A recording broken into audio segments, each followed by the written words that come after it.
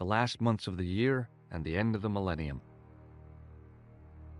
The city holds many memories for me, of cafes, of music, of love, and of death.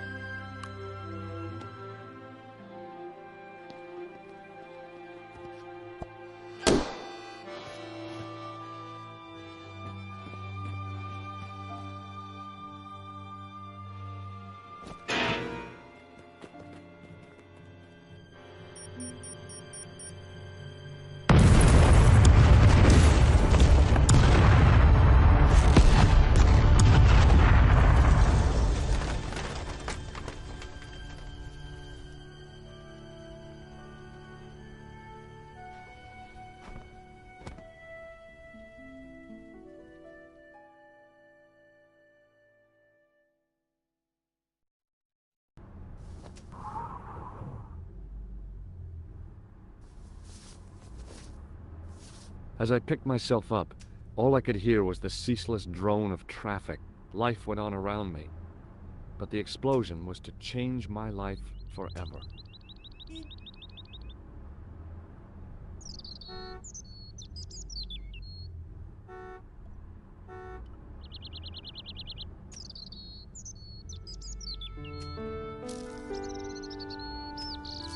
The leading article referred to the visit of a Nobel Prize winner from some unpronounceable Eastern European state.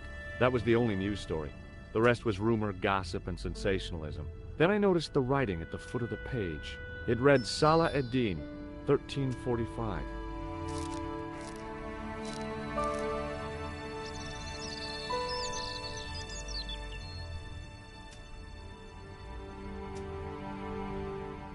I examined the jagged glass remaining in the window. It was broken, all right.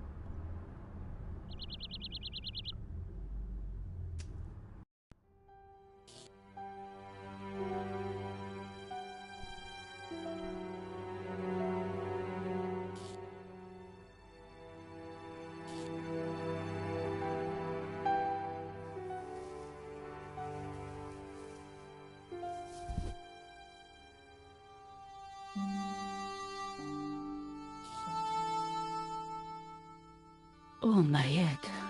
Never again. How much vodka did I drink?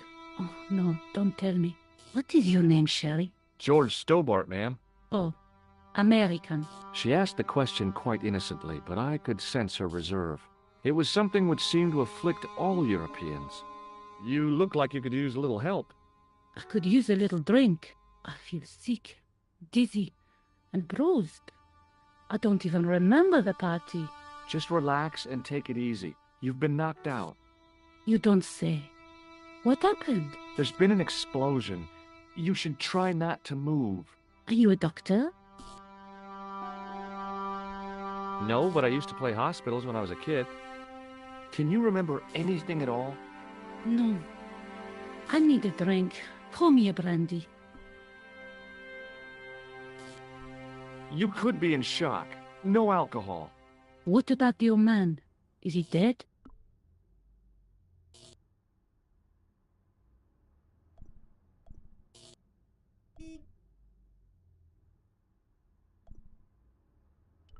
I don't know. I haven't looked at him yet.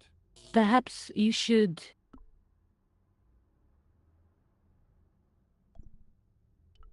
Did you know the old man? No, monsieur. I never saw him before. Stay here, mademoiselle. I'm going to look around for evidence.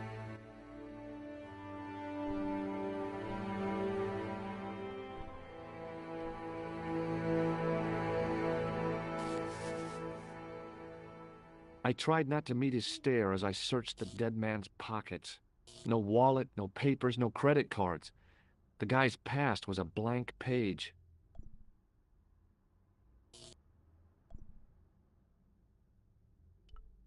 The sight of the dead guy's staring eyes turned my knees to jelly.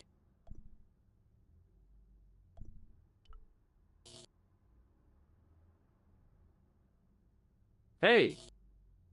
Huh? Did this newspaper belong to the old gentleman? I don't know. Someone has scribbled a note on it. It reads, Salah ed-Din, 1345. Does that mean anything to you? No, monsieur, nothing.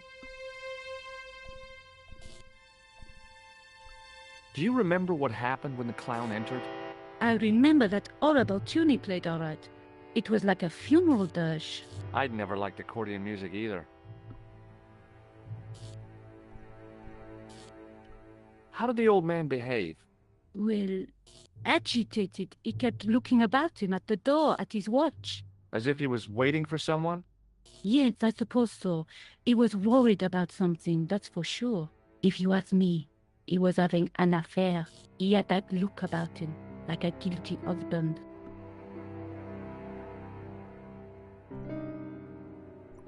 Stay here, mademoiselle.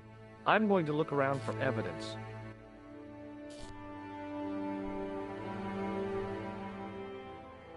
I needed a stiff drink, but I hated the taste of brandy.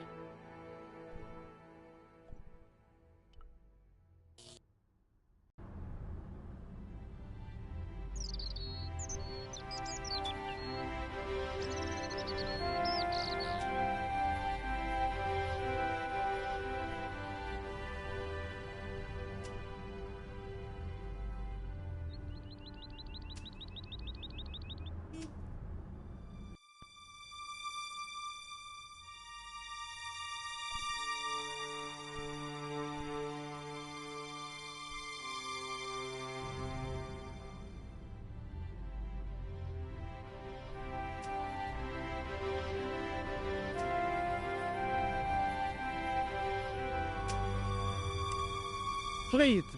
Hold it right there. Whoa, don't shoot. I'm innocent. I'm an American. Can't make up your mind, eh? I demand to see the American consul. Drop your weapons and get down on the ground. Put that thing away, Sergeant Moo. I apologize, monsieur, but I cannot permit you to leave. Am I under arrest? Ah, no, I would simply like to ask you some questions. En avant, to the café, marche.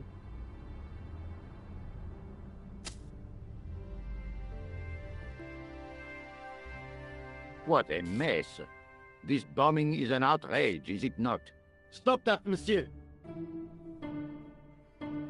Stop holding your breath at once. Has it occurred to you that he may be dead, Moo? Oui, monsieur. But I prefer to look on the bright side.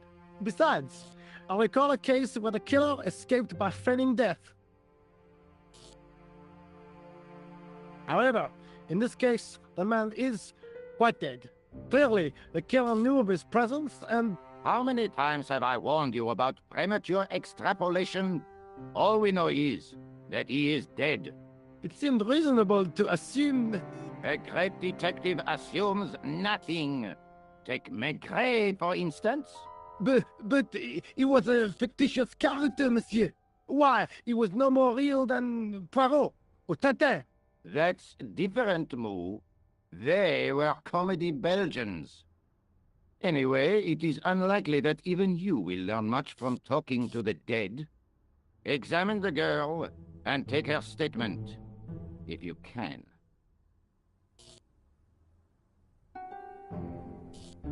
Et maintenant, to business.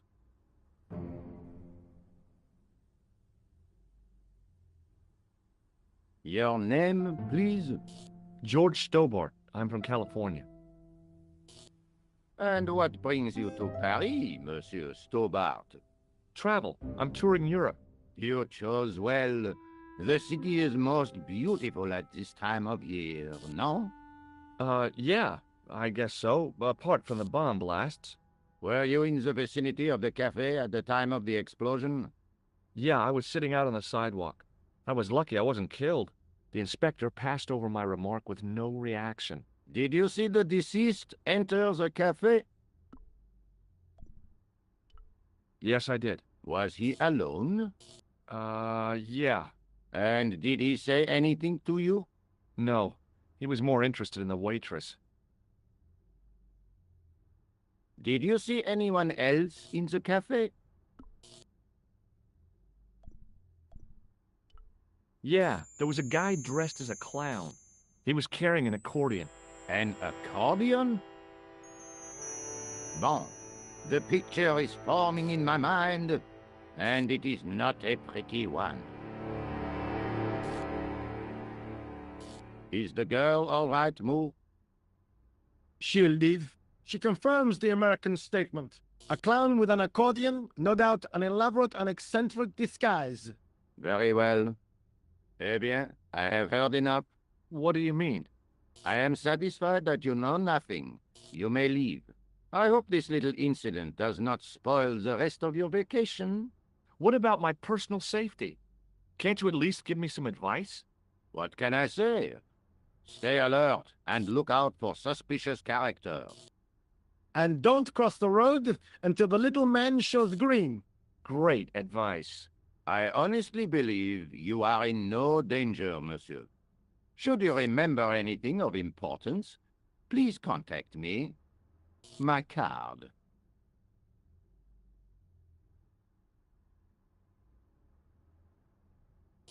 Thanks.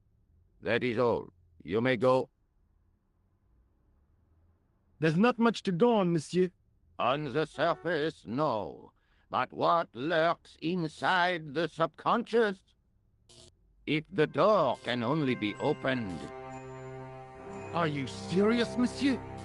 I thought your interest in psychic detection was purely academic. Academic? You are about to witness a scientific breakthrough.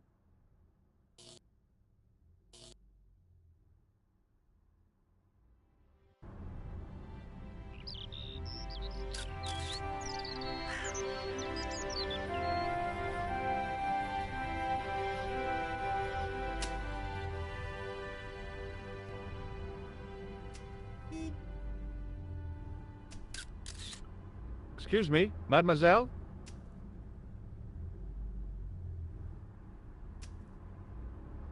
Hi, my name's George Stobart. Oh, an American by the sound of it. Yeah, that's right, on holiday in Paris. Some holiday, huh? You were here when the bomb went off? Sure was. Sat right out front of the cafe. Did you notice a middle-aged man, maybe 60, with an hat and overcoat? I couldn't believe it. She hadn't even asked how I was feeling. Yeah, he went inside just before the bomb exploded. You weren't related to him, were you? Oh no, nothing like that. I am Nicole Collard from La Liberté. What's that, some kind of nightclub? No, it is a newspaper. You're a reporter? I'm a freelance photojournalist. Say, you can interview me about the bombing. You know, an eyewitness account. Minutes after the outrage that shook the whole of Paris. You know, real-life drama, human interest, that kind of stuff. I'll just stick to the facts, thank you. Did you see who planted the bomb? I know it sounds crazy, but he was dressed like a clown. Oh God, it's him again.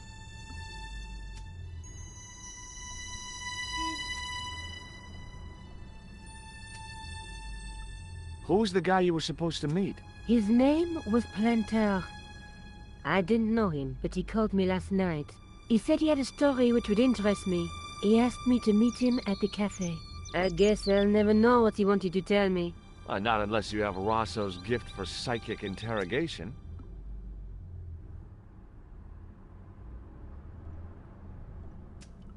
How did Plantar get your name? Through the newspaper La Liberté. Had written an article linking two unsolved murders. One in Italy, the other in Japan. The cases were remarkably similar. A wealthy victim, no apparent motive, and a costumed killer. Planter said he could supply me with more information.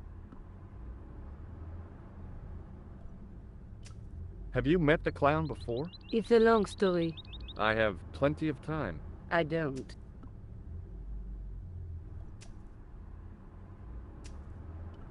Do you know a police officer called Rosso? Rosso?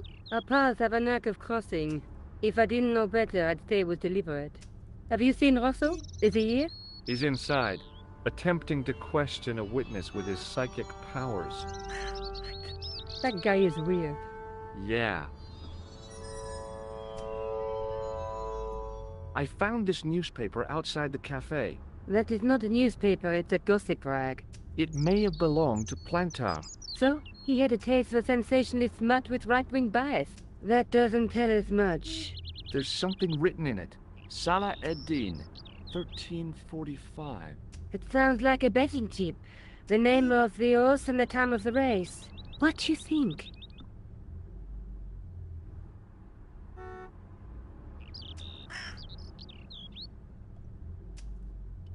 That's what I thought, but the name of the meeting isn't given. Well, so what? I'm not the least bit interested in horse racing, are you? No, but it could be a clue to the killer's next move. Do you think his next victim will be the jockey? Or the horse? She looked at me with a playful twinkle in her eye. Okay, it's a long shot.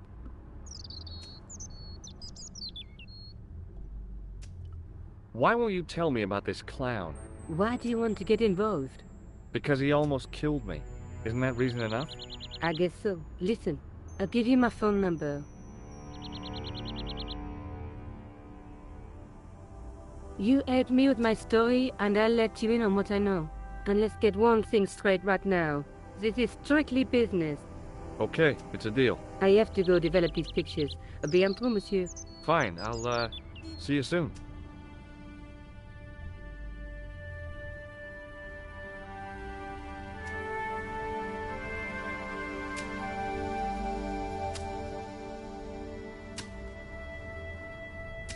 Hi, can you spare a few minutes? I thought you'd been arrested. No, it was a misunderstanding. When he pulled that gun, I thought that was it. Those automatics pack quite a punch, you know? He made a mistake. He thought I was a terrorist. You? A terrorist? Ha! He was only doing his duty, I guess.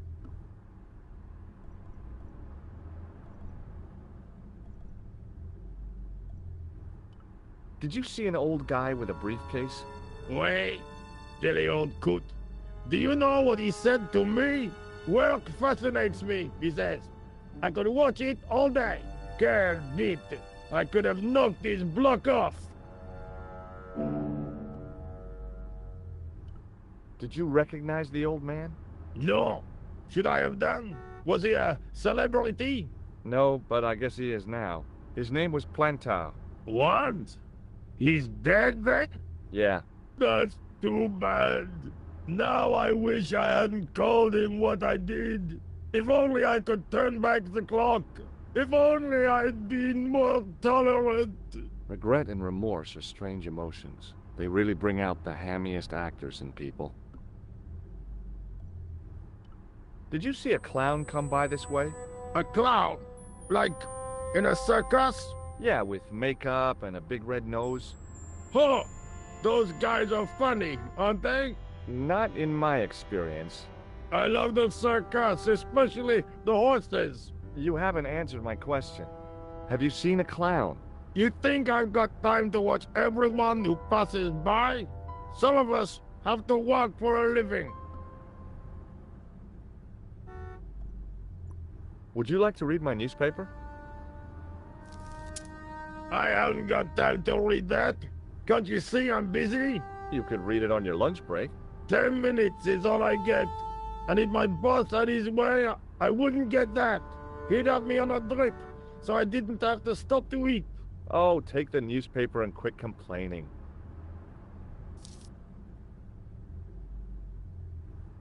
Ah, look at this. Damn bleeding out liberals.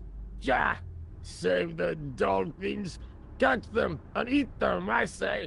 All that fuss over a bunch of fish. Nah, that's more like it. Look at the size of those. Like champagne bottle corks, no? Ah, what's this? Saladin running in the Prix de l'Arc de Triomphe. It's a racehorse? A horse? A legend. Bucephalus reborn, mon ami. Like a streak of lightning she is.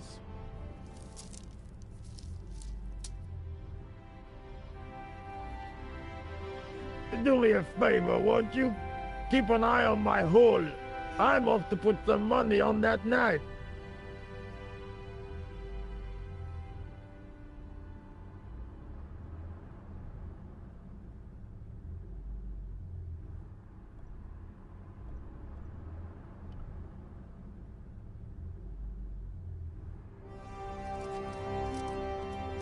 I found a T-shaped tool in the box. I didn't know what it was, but it looked useful.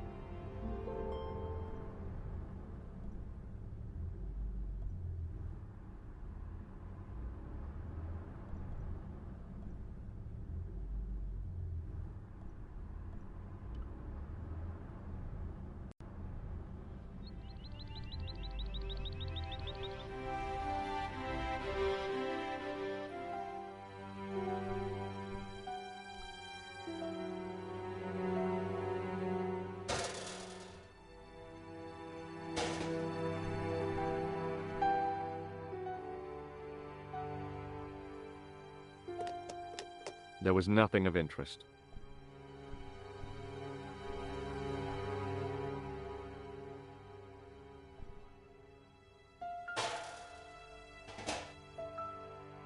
It smelled like someone had dumped a truckload of fish in a locker room on a hot summer afternoon.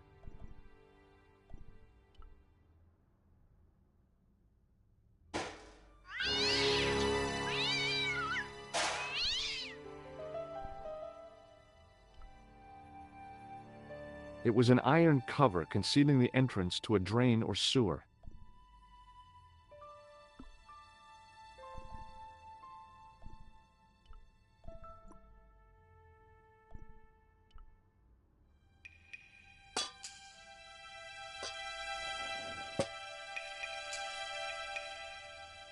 I lifted the cover to reveal what smelt like the entrance to a sewer.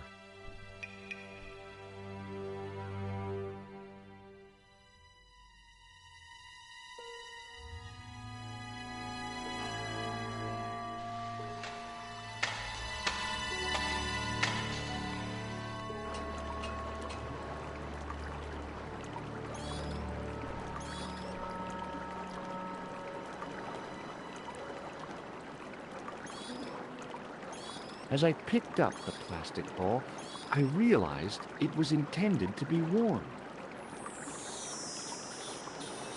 It was the clown's red nose.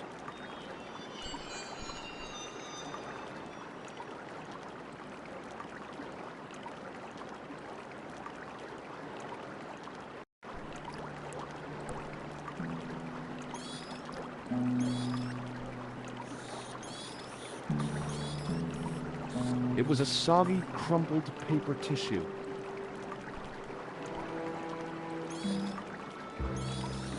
I scooped up the sodden tissue. It was cold and greasy, like breakfast leftovers.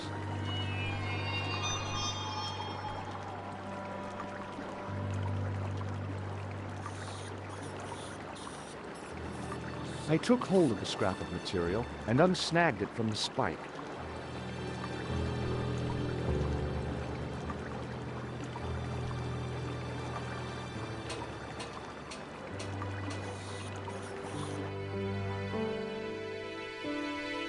Hi there. Hold it right there, you sewer rat. I knew you'd come back. And now I've got you. What are you talking about? You're trespassing. Come out of there, immediately. That's what I'm trying to do. Give me your hand. Ha! You won't catch me with tricks like that.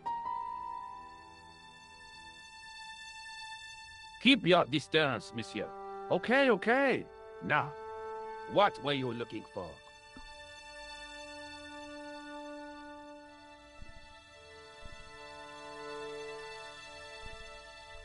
I was looking for a clown. Huh, ridiculous. Do you really expect me to believe that? He planted a bomb in the cafe and blew it up. What? The cafe? Blown up? Mon Dieu. That is awful. And you say the person responsible was dressed as a clown? That's right. He blew up the cafe, escaped into the sewer, changed his clothes, and came up here. Ah, mon Dieu. Then, the man I chased, do you think that man and the clown are one and the same? Well, yes, it had crossed my mind. Ah, that still does not explain what you are doing down the sewer. For all I know, you are in league with him. Oh no, I'm just a tourist. Haha, most tourists are content with the Eiffel Tower, the Louvre, or the Pigalle. I didn't realize my waste pipes were such an attraction.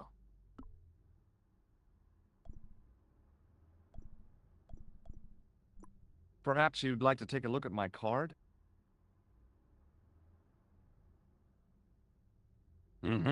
What is this? Inspector Augustin Rousseau? What does that say? Hominoid Division? Homicide. I think the ink's smudged. Then you are not a tourist. Okay, I'm not. I lied to you, and I'm sorry. Don't apologize, monsieur. You know, I had a feeling there was something different about you. It is your posture, your poise. Oh, yes. There is no mistaking the bearing of a disciplined man. And I should know. I was in the army, you know. When I was your age, I was fighting for my life in the African desert. How can I help you, Inspector? Let's start over from the beginning and tell it just like it was.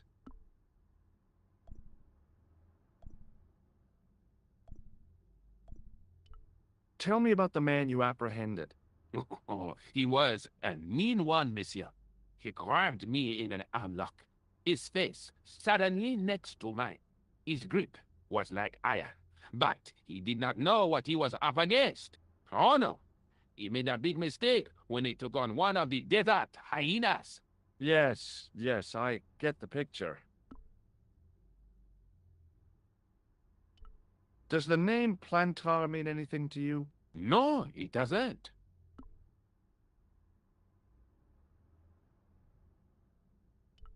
Do you know the waitress at the cafe? So you don't want to hear about my experiences in the desert? I fought to make this country what it is today. I'm sure you did, but I'm a little short of time.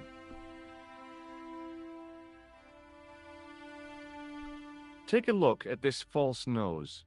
Aha! That looks like a clown's nose to me. Precisely. He must have dropped it in his panic. Unless he wanted you to find it. Why would he want to do that? To put you off the scent. Does this piece of material mean anything to you? That is the same cloth as the jacket I found. I'd recognize that pattern anywhere.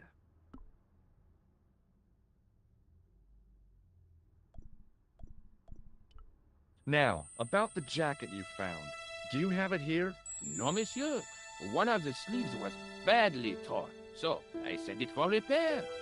A pity, because otherwise it was a fine piece of quality tailoring. It had the tailor's name inside on the label.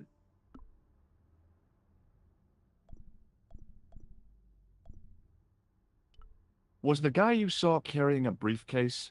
Why, yes. He was, clutched in his arms like a baby. That belonged to his victim. Oh, what do you think was in it? Drugs, stolen jewels. I don't know, but the killer thought it was worth a man's life. Nothing is worth that, monsieur.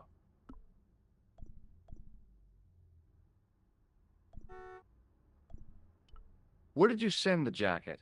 I gave it to an itinerant Romany seamstress. Just my luck. Do you know the waitress at the cafe? You can't suspect her, surely. Just answer the question, please. Yes, I know her. Quite well, you could say. She came to work at the cafe, 7 months ago. I look forward all week to the relief she gives me when she visits. Really? So you'd miss her if she wasn't there? Oh, mais oui. Who else would I find to cut my toenails?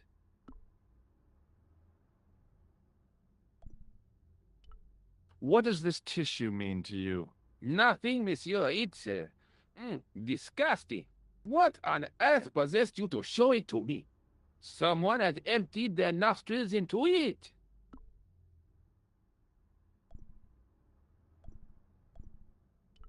Was there anything in the jacket pockets? Not a sou. You know what I think? Do tell me.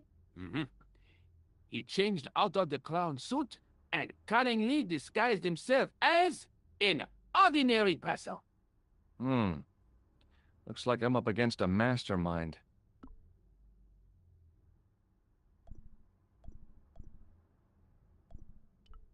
What was the name on the label?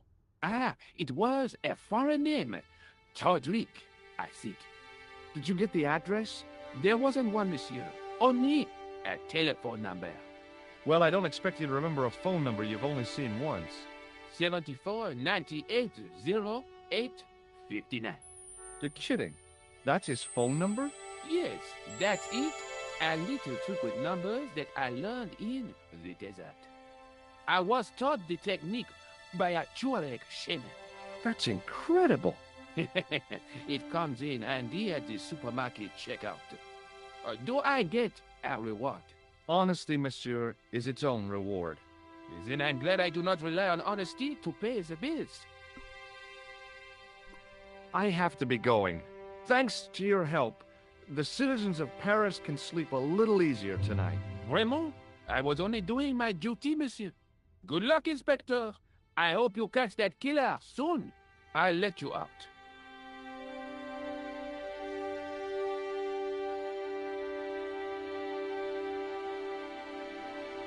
I hope you find your man, Inspector. So do I.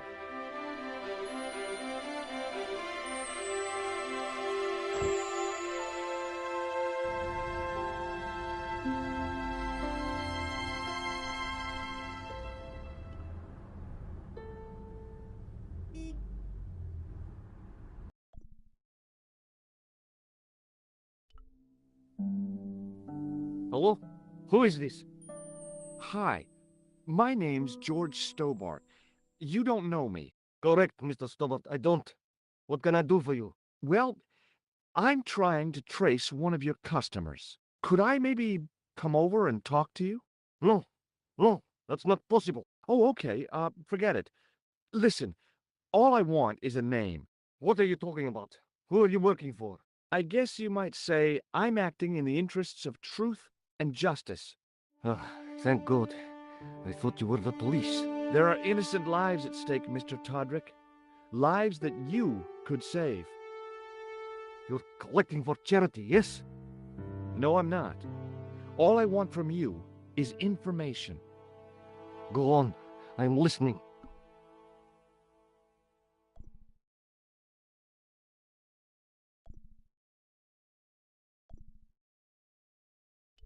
Do you know a guy called Plantar? No, I never heard of him. What do you know about the clown who bombed the Café de la Chandelle Verte? I don't have no idea what you're talking about. You're cool, Todrick. But I think you know more than you're saying. I don't know who you be, but sure I am you don't know what you're talking about. I don't know if you're saying that to make me think you don't know what I mean, but oh, this is ridiculous. Quit playing games with me, Todrick. I tell you, I know nothing about no clown. Shall I tell you what happened to Plantar? How he was killed in cold blood? I told you, I never heard of Plantar.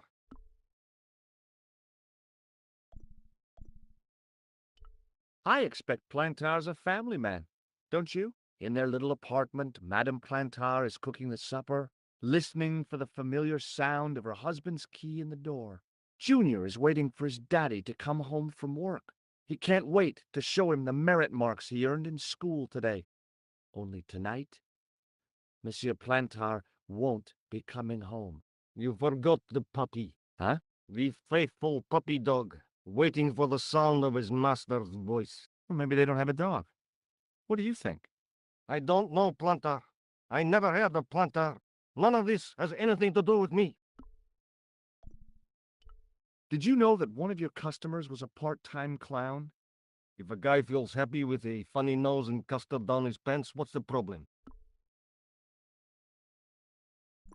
Thanks for nothing, Todrick.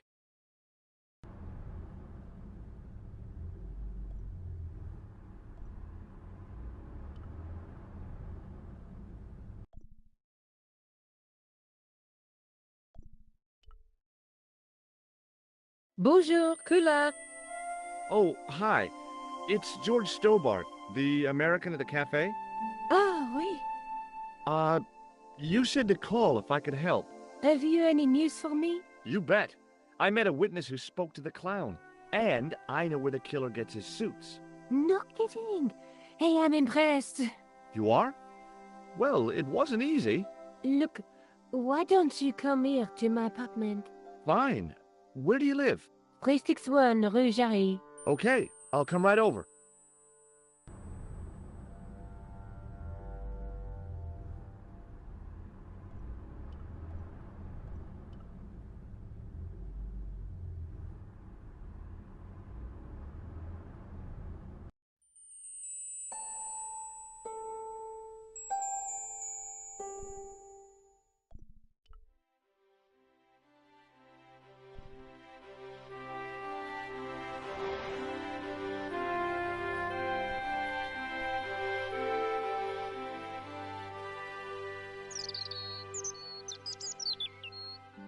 Oh, hi.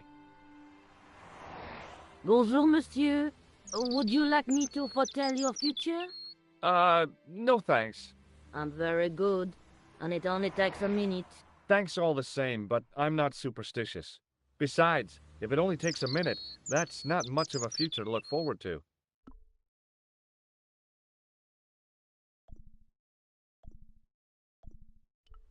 Are the flowers for sale? Oui, monsieur. Okay. I'll take a bunch of those white ones. I wouldn't do that if I was you. No? They are lilies, monsieur. Some people associate them with death. Yikes. Well, thanks for telling me.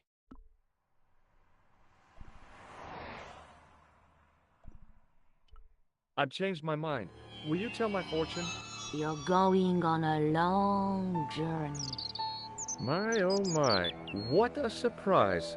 Can you tell me anything I don't already know? 10 francs, please, my dear. 10 francs? That's a ripoff. Please yourself. How does this fortune-telling routine work? If I knew that, I wouldn't be selling flowers for a living. Haven't you ever wondered why you were blessed with the gift? Well, it's a bit like satellite television, I suppose. Some of us are born with a built-in receiver dish. I just happen to be one of the lucky ones. Do you know a young woman called Nicole Collard? Yes, I do. She lives upstairs from me, in the apartment block across the street. The door isn't locked, but you'll need to give it a gentle nudge. It sticks, you see, because of the damp. The landlord said he'd fixed it before winter sets in. He's been saying that for 3 years.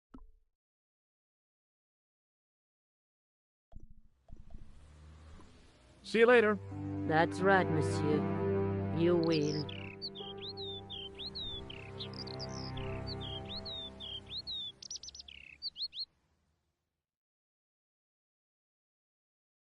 Remembering the flower seller's advice, I pushed the door gently just above the lock.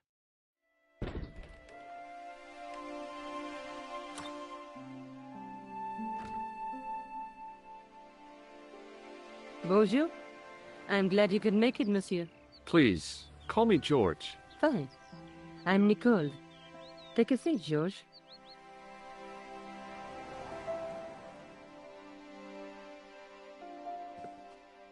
Eh bien? And what have you been up to? I've been exploring the sewers beneath the cafe. I thought I could smell something bad. The clown used the sewer to escape and to change out of his costume. I guess he was in a hurry. He left his jacket behind. And? I got his tailor's phone number. You had better luck than I did. Luck, she said. Luck! Hard work, I'd call it. What happened? I took my photographs to the editor, but he wasn't interested. Can you believe it? He told me to drop his story. But you're not about to do that. Oh, no. I am going to find out what's behind these killings. You know what I think? It's a conspiracy. The police in 3 different countries have kept very quiet about the murders. The press don't connect them at all. They blame them on political, religious, or militant minority extremists. That covers just about everyone.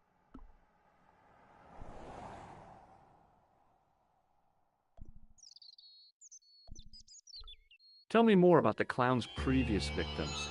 The first was Arno Bellotta, the millionaire pharmaceutical baron. He made his money from amphetamines in the post-war slimming and diet boom. Imagine it! Millions of housewives literally speeding their butts off. Was he killed for his money? No.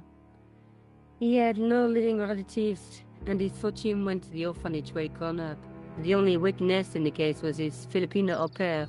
She swears he was lured to his death by a snowman. What about the clown's second victim? Yamada, the controversial Japanese green politician. He inherited his fortune from his father's electrochemical consortium.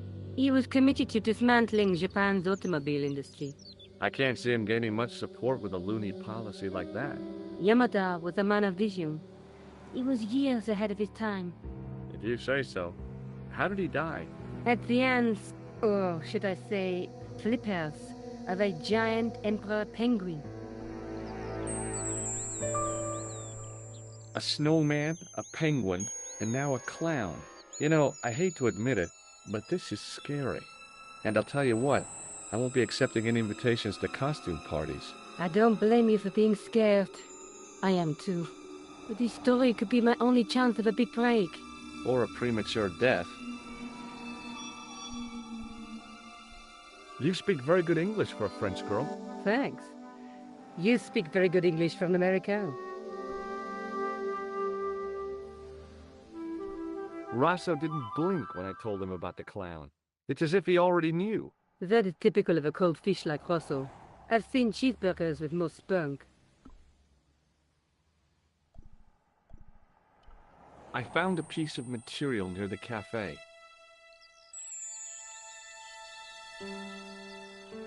When I showed it to the concierge, he recognized it right away. It's very distinctive, all right. Just wait until you see this. I developed the film I shot at the cafe. Here, George, it's an enlargement I made. Look what that guy's wearing. Checkered pants. The same material as I found in the sewer. That's right. This guy shouldn't be difficult to find. Oh no? Take a close look at his left cheek. A scar. In the shape of a horseshoe. Oh, a crescent moon.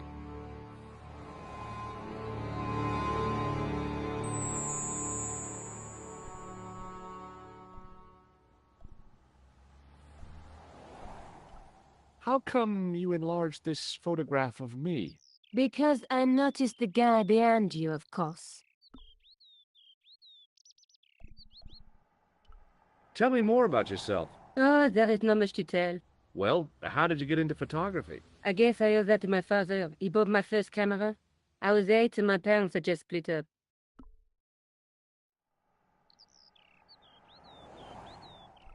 Did you live with your father? Yes, my mother went off with her new boyfriend. I don't mind. Papa was all I needed. 4 years later, he died in a plane crash. Ah, I'm sorry. Well, it's all right. I don't mind talking about him. He was more like an older brother, really, always joking and laughing. Papa always wanted I should study art. That's why I went to college.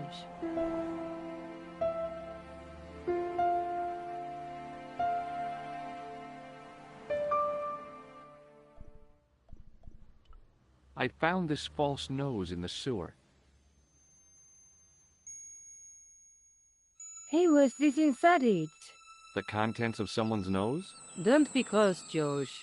It says La Reste du Monde. Masks and costumes. It's a costume shop near the Gare Saint-Lazare. I'll check it out. Maybe the owner remembers who hired the clown costume. Why don't you put it on, Josh? No way am I wearing this. I'd look really stupid. Besides, he might have had a cold.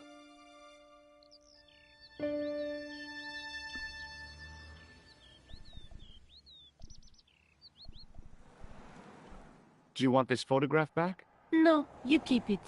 I can always make another print. Did you learn about photography at college? Oh, God, no. I couldn't afford the materials. We were billed for everything we used. Paint, canvas, paper. Most of my year turned to minimalism. It was cheaper. I used to go poaching in the park for squirrel hair. The only time I wasn't hungry was the term I did printing. I used to eat the potatoes. You're making fun of me, aren't you? Oh, no.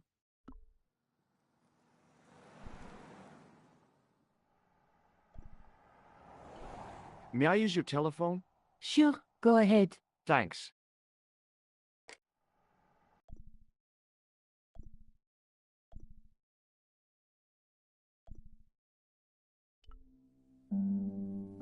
Hello? Who is this? Mr. Todrick? Oh, it's you again. What now? Did you make a suit for a man with a scar on his face? A scar in the shape of a crescent moon? Maybe. Maybe not. Tell me where I can find him and I'll leave you alone. And if I don't, I won't leave you alone. I can't tell you anything unless you give me his name. Do you know where I can find the guy with the scar? I told you. Without a name, I can't help you. Thanks for nothing, Todrick.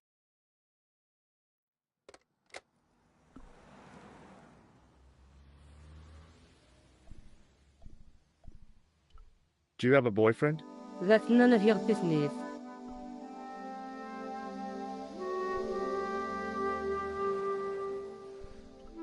I found this tissue down the sewer.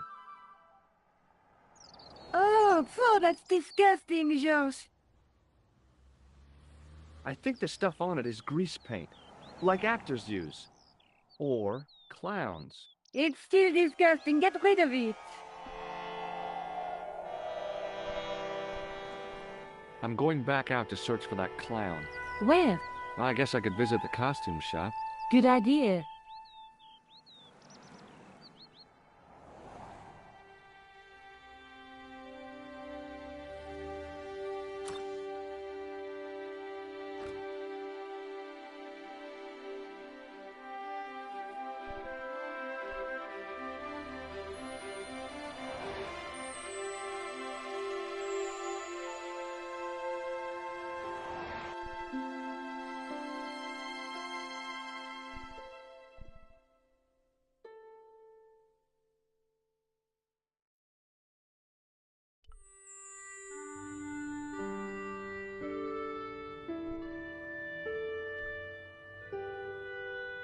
As my fingers closed on the plastic novelty, I realized my mistake.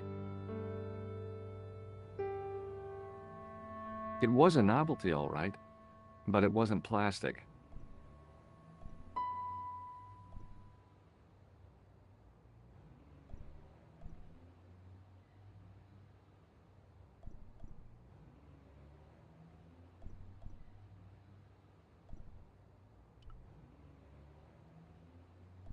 As I was about to touch the dummy, I realized it had the same color eyes as Nico. The strange thing was, I hadn't realized I'd noticed the color of Nico's eyes. I gave the dummy Puro a tentative prod, but it didn't move. The dummy wore a traditional Puro costume. At least, I guess it was a dummy.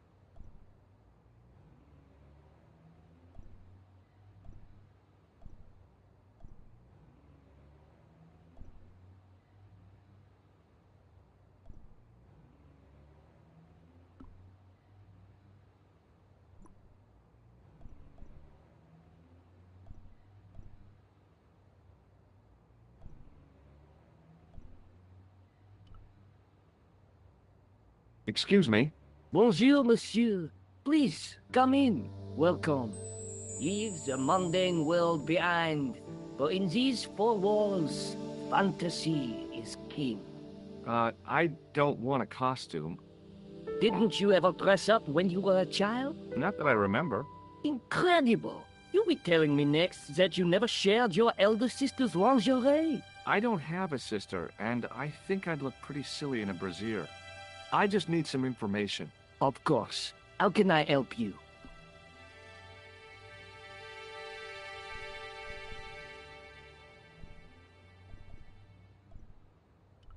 I'm looking for a man who hired a clown costume from you. Oui, monsieur. I do not see how I can help. Don't you keep a record of costumes that you've rented out? Of course, monsieur, but... Well, then I'd like to check your records. Give me the names of everyone who's rented a clown suit. Impossible. There are too many. Do you recognize this man? Ah oui? He was here this morning. Are you sure this is the man who bought grease paint? Oui, monsieur.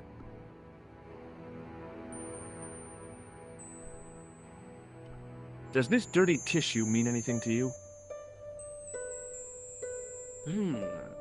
Let me smell that.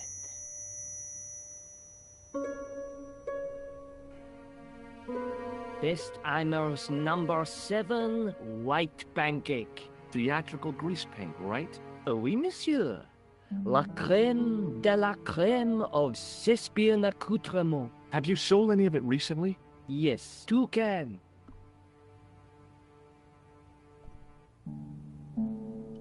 The clown I'm looking for is a cold-blooded killer. Give me his name, and I'll see he's brought to justice. I'd help you if I could, but you can't expect me to remember all my customers. You see, the clown costume is our most popular line, monsieur. On average, we hire out more than 30 clown suits a week. You'll have to give me more to go by. A description, perhaps?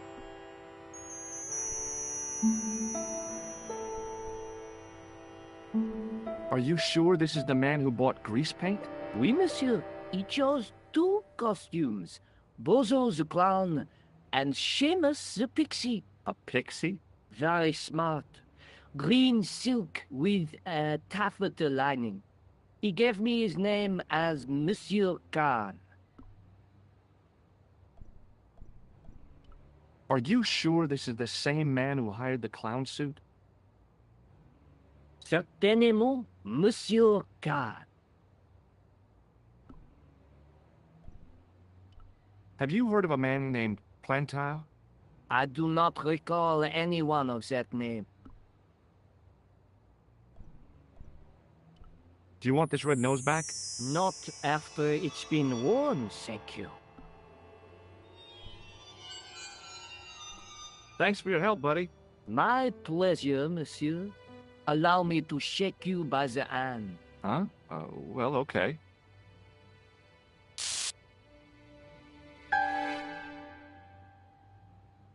What are you trying to do, kill me?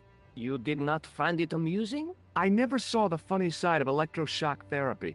Eh bien, it is yours to keep. A gift? Do I need a license? No, but I give you a word of warning, monsieur. What? Remember to switch it off before you visit the toilet.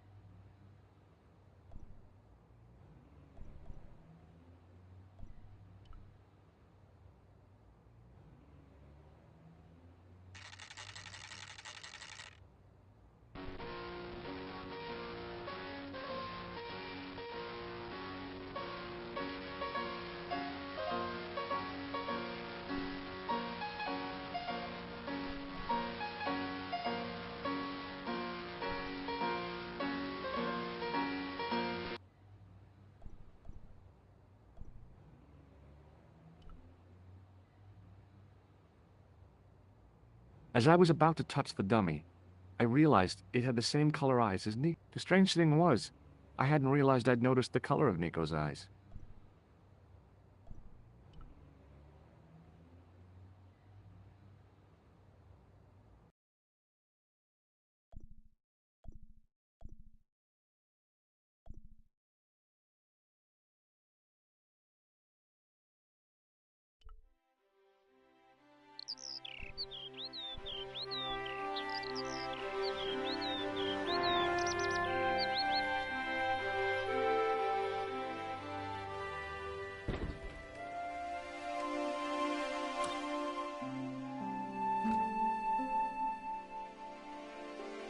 Salut, Josh. What news?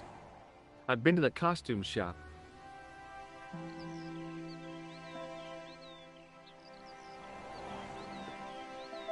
Give, I like it.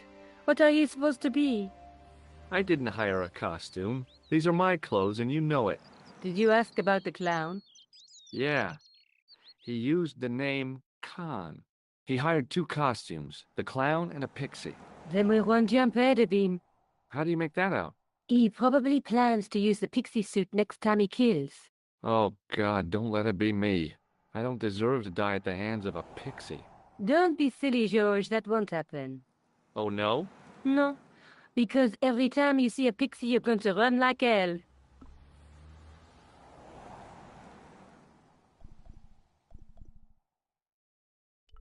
What are you doing to help trace the killer clown? Research, George. Yeah? You have a copy of the clown's yearbook? I have a telephone and lots of contacts. Oh, well, did you find anything useful? Not yet. I'm employing my first and most useful weapon. What's that? Patience. Oh, I've heard of that. Isn't it a substitute for decisive thinking? May I use your telephone? Sure, go ahead. Thanks.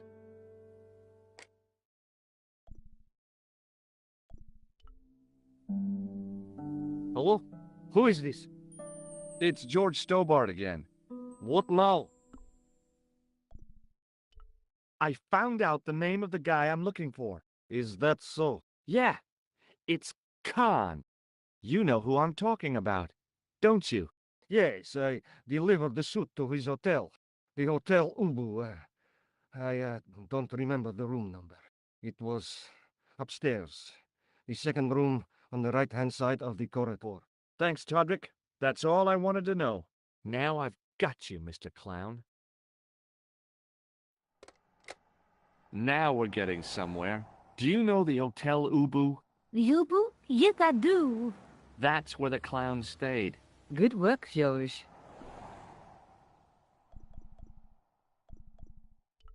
Have you found out any more about the murders? Well, it may be nothing, but both the clown's victims visited Paris earlier this year. When? The second week of July. They were both here at the same time. Did they meet? I don't know, but I can't imagine it was coincidence. See you later. Where are you going now? I could go hang out at the Hotel Ubu. Watch out for Khan, George. Don't worry, I will.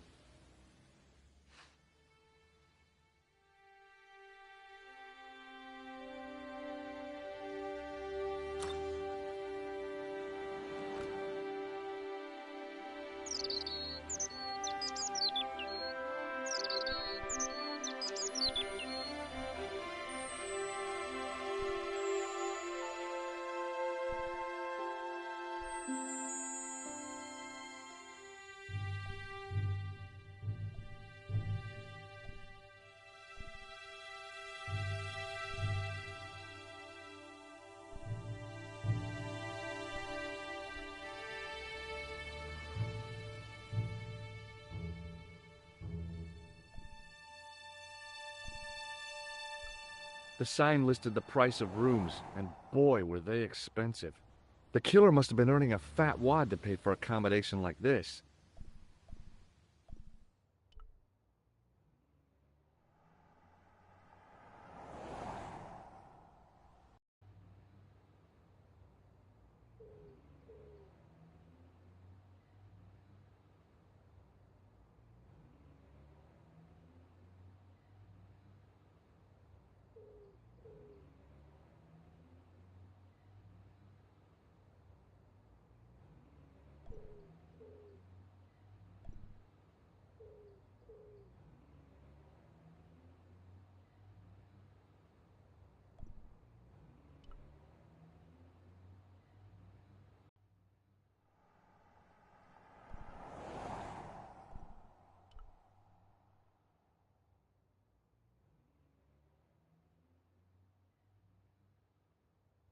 Excuse me. Yeah?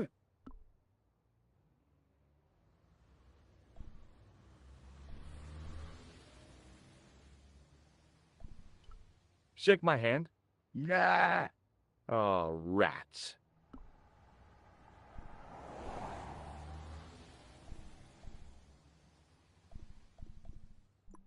See you later. Not if you see me first.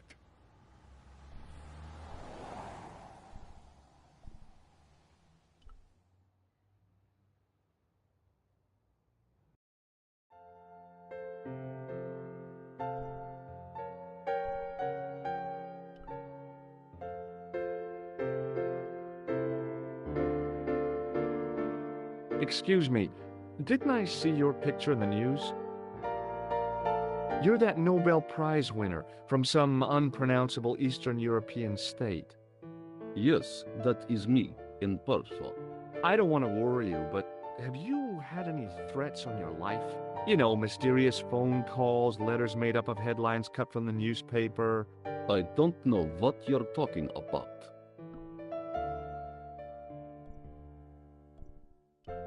Do you recognize this man? He calls himself Khan. Yes, I know this man. Why do you carry his photograph? I'm a private detective.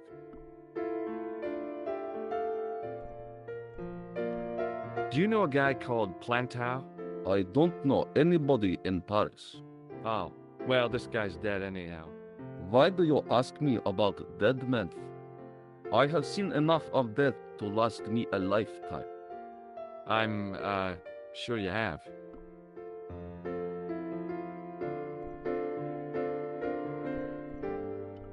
May I shake you by the hand? I do not shake the hands of imperialist dogs. Now that's a real bad attitude problem you've got there. Have you seen a clown? I beg your pardon? The clown. A guy in funny pants. Have you seen him? My pants are from England, Marks and Spencer. They are a pleasure and a comfort to wear, with much support. I'm real glad to hear that. You know, it's good to know you Nobel Prize winners are human too. In my country, the people make do with string and egg cartoons. For pants? For everything. Oppression is the mother of ingenuity.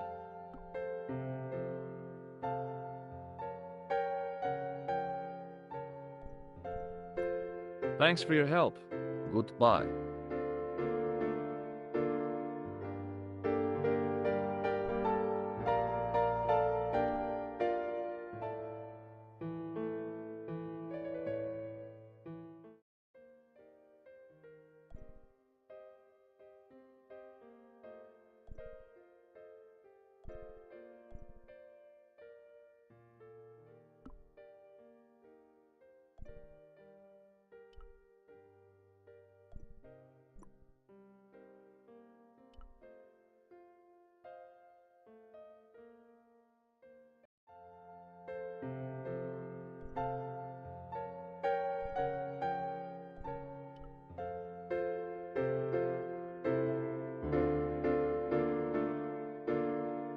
I want some information. Who are you? The police? I'm conducting a private investigation. Ah, I know only too well what you mean. That is one of the drawbacks of the catering business. When people book into an hotel, they leave their morals at home, no?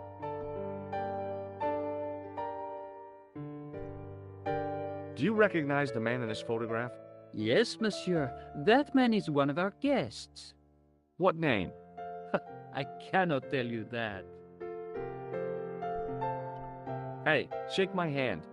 I'd rather not, monsieur. I'm still sore from the shock administered by one of the guests. He was secretly concealing an electrical device in the palm of his hand. Practical jokes are so puerile, don't you think? Oh, yeah, sure.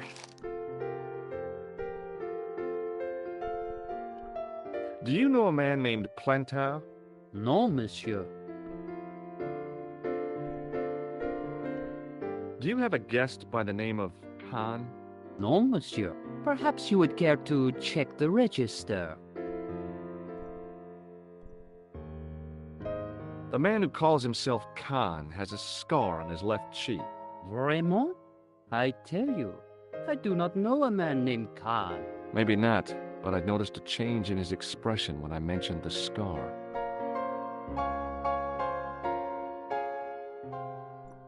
Thanks for your help, but there was no one registered under the name of Khan, but the name in the book for room 22 was Merlin.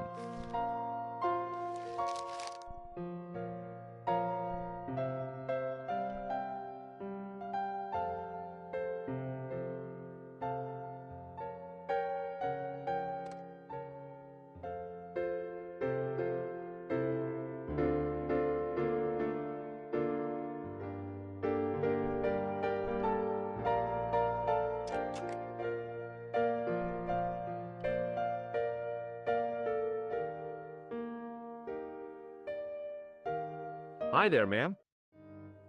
Well, hello. What can I do for you? I'm looking for a man. You disappoint me, my dear. For one foolish moment I thought... But never mind. Aren't you going to tell me your name? George Stobart, ma'am. How sweet! I once had a stable boy called George. I am Lady Piermont. The common reaction is to kneel and stutter, but it's not obligatory. A real lady? I mean, you're an honest-to-God aristocrat? Oh, I don't know about that. Few of my ancestors are honest, not even to God. I can trace my family back to the Normans, but don't let that intimidate you, George. Beneath that impressive pedigree, I'm just flesh and blood. The blood may be blue, but the flesh is the plump beef of old England, so to speak. You appear distracted, George. Is there any way I can help you? Do you recognize the man in this photograph? My God, it's him! That's Merlin! She represented everything I loved about the English. The lady was totally deranged. Merlin? You mean King Arthur's wizard? Good heavens, no! Monsieur Merlin is a fellow guest.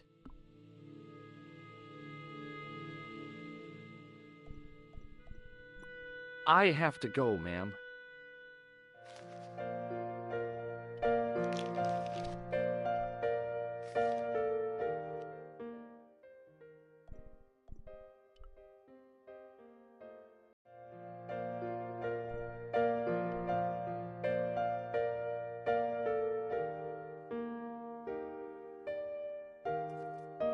Excusez-moi, monsieur.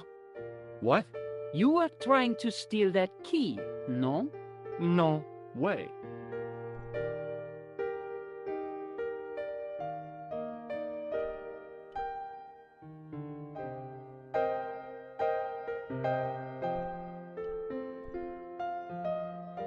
Hi, ma'am. Hello, George. What can I do for you now? Would you distract the clerk while I borrow a key? Are you asking me to aid you in a criminal act, darling? I guess I am. Good heavens, I must be dreaming. I don't think so, ma'am. Now tell me, why do you want to get into that room? I'm a detective. We do these things. No, you're being ridiculous. If you can't supply me with a plausible explanation, I'm not interested. The man you know as Merlin is a fake. What do you mean, sweetie? He's a murderer. He also uses the name Khan. I am shocked, Mr. Stobart. Shaken.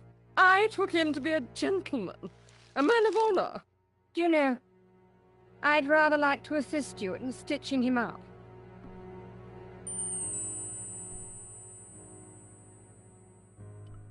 I really need that key bad. I'm not convinced I should help you, darling. When did you last see Merlin? It was no more than an hour ago. He came downstairs and spoke to that clerk chappie. Something passed hands. I couldn't see what exactly. A briefcase? No, smaller than that. A bundle of papers, perhaps. The clerk put it in the hotel safe and Merlin went out.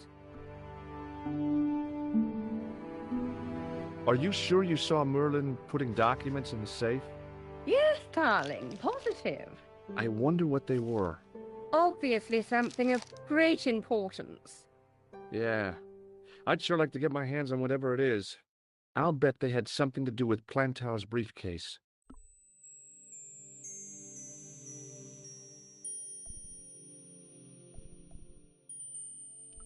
Are you here in Paris on vacation? No, darling, I'm on holiday. I needed to get away after Algy's funeral. I didn't realize you were mourning the loss of a loved one. I'm not. He was my husband. I'm sorry to hear about your husband's death. You wouldn't be if you knew him, my dear. It gave me the opportunity to take a well-deserved holiday. Daphne suggested a change of scenery. Paris, she said. A wild romance is just what you need to take your mind off the inquest. Well, the closest I came to romance was being wooed by a drunken Breton chef. I must say I was disappointed with his coq au vin. Not at all what I was expecting. I was thinking of cutting my holiday short, packing my bags and heading back to Hemel Hempstead. That was until last night. Has Merlin returned to the hotel? No, he hasn't. Are you going to search his room? If I could get in there, I would. And that's why you want the key? Yes, ma'am. I shouldn't think my feminine charms would be much use in this case, but a good dose of English arrogance might do the trick.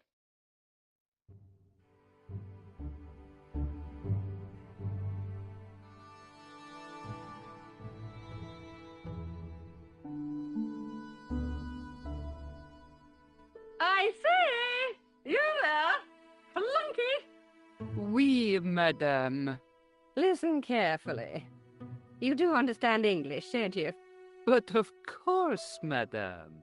Good. I wish to deposit some jewelry for safekeeping.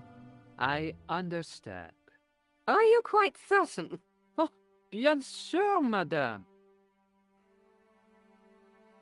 Over to you, my dear.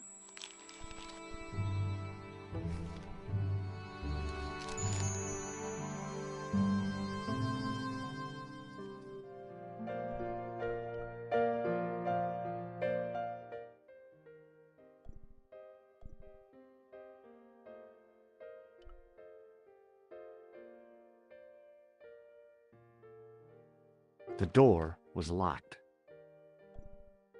The sign on the door read 22. If the tailor's description was correct, this was the killer's room.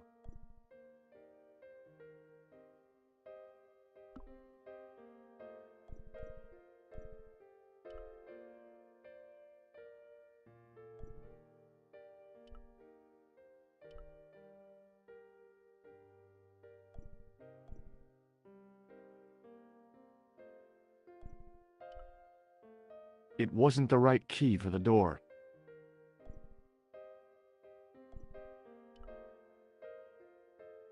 Room number 23.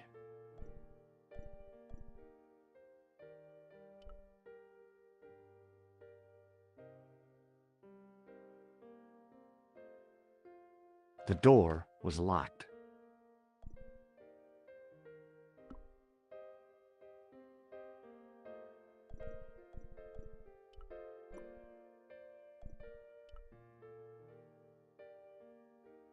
Maybe it wasn't the right room, but this was the right key.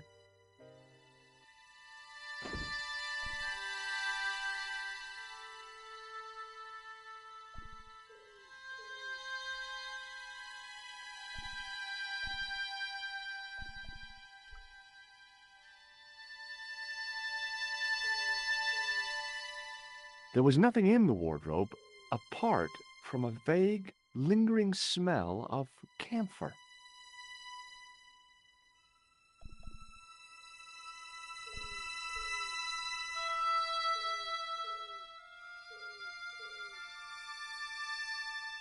The cabinet was empty, but it smelt of onions. No kidding, it really did.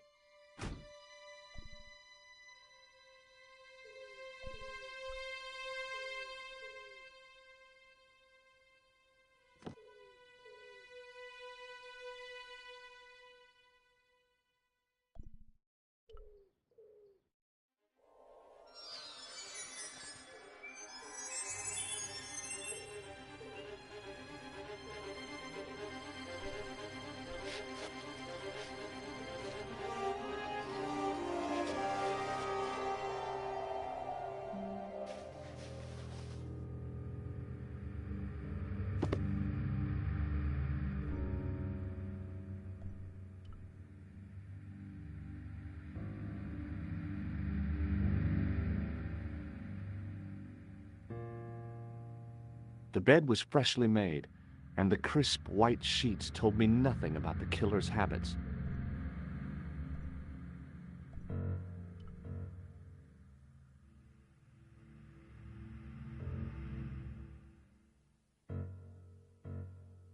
The assassin had been too smart to leave incriminating evidence beside his bed.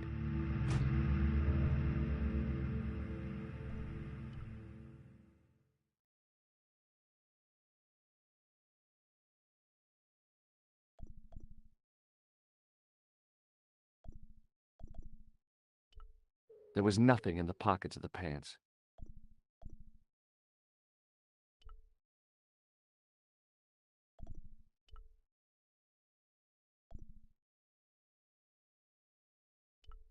The pants were newly laundered and pressed with immaculate creases.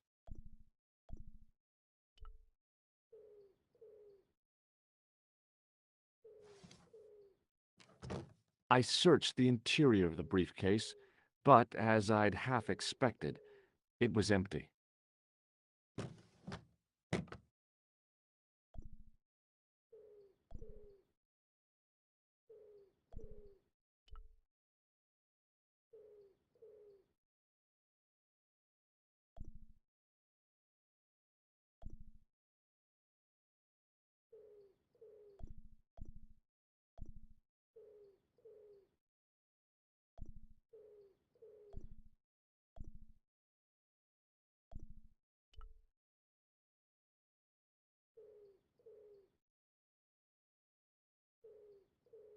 The bed was freshly made, and the crisp white sheets told me nothing about the killer's habits. The cabinet had no drawers, just a single door.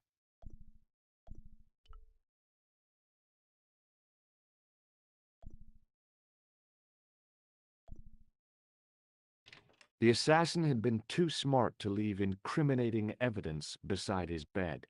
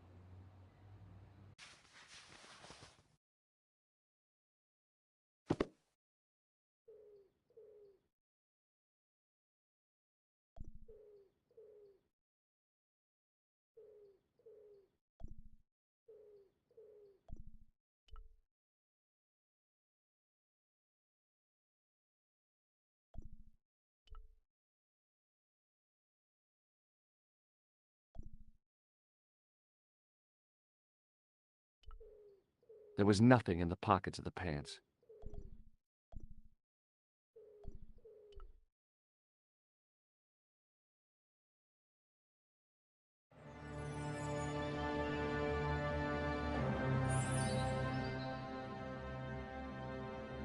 I had the kind of feeling in my stomach that would usually send me running to the bathroom.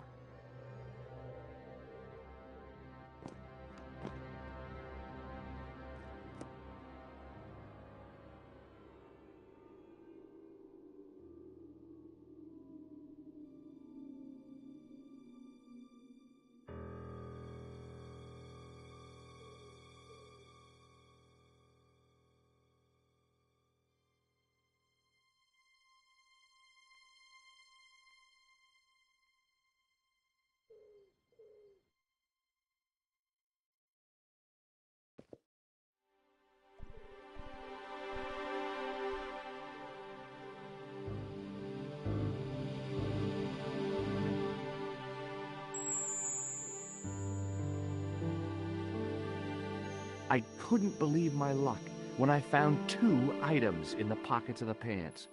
The first was an ordinary matchbook. No matches, no clues. The second was a pass card which read, Thomas Merlin, Gruber Electronics Corporation. There was nothing else in the pockets of the killer's pants.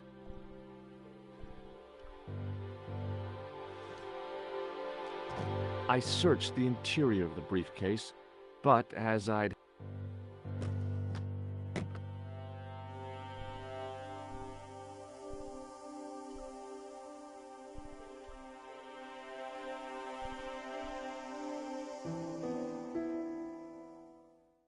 The assassin had been too smart to leave incriminating...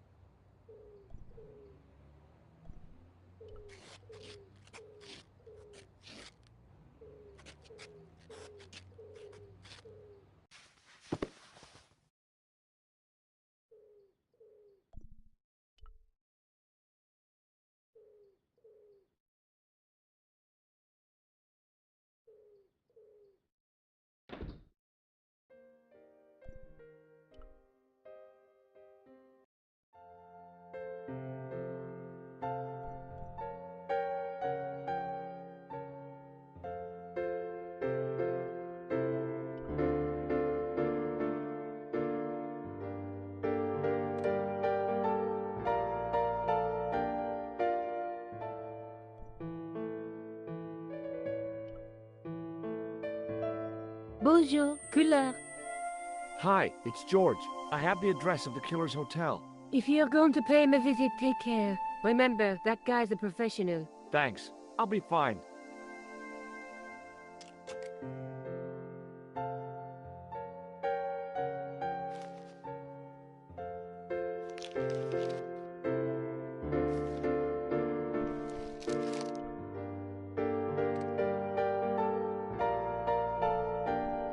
No point in phoning that guy again.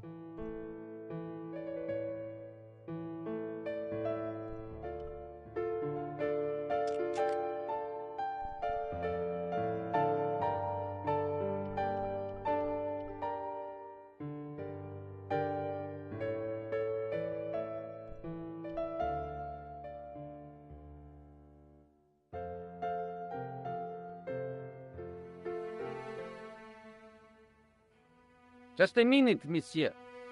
What's your problem? No problem, if you cooperate. What do you want? Just a routine security check, nothing to worry yourself about. Oh, well, all right. Search him, Flap. You bet.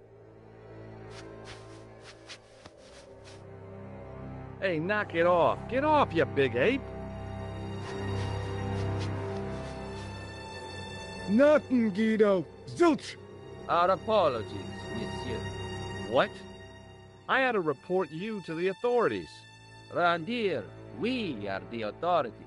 You want I should break his arms? No. Let him go, Flap.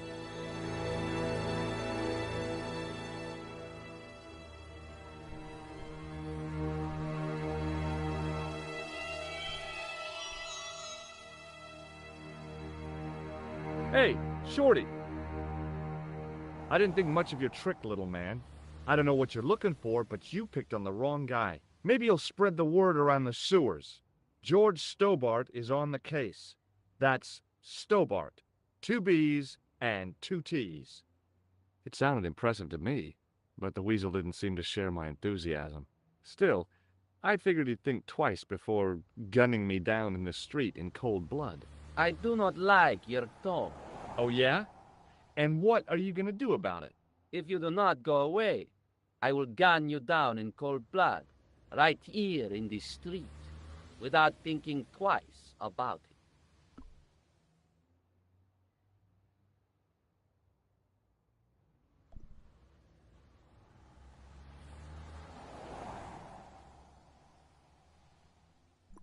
Forget it.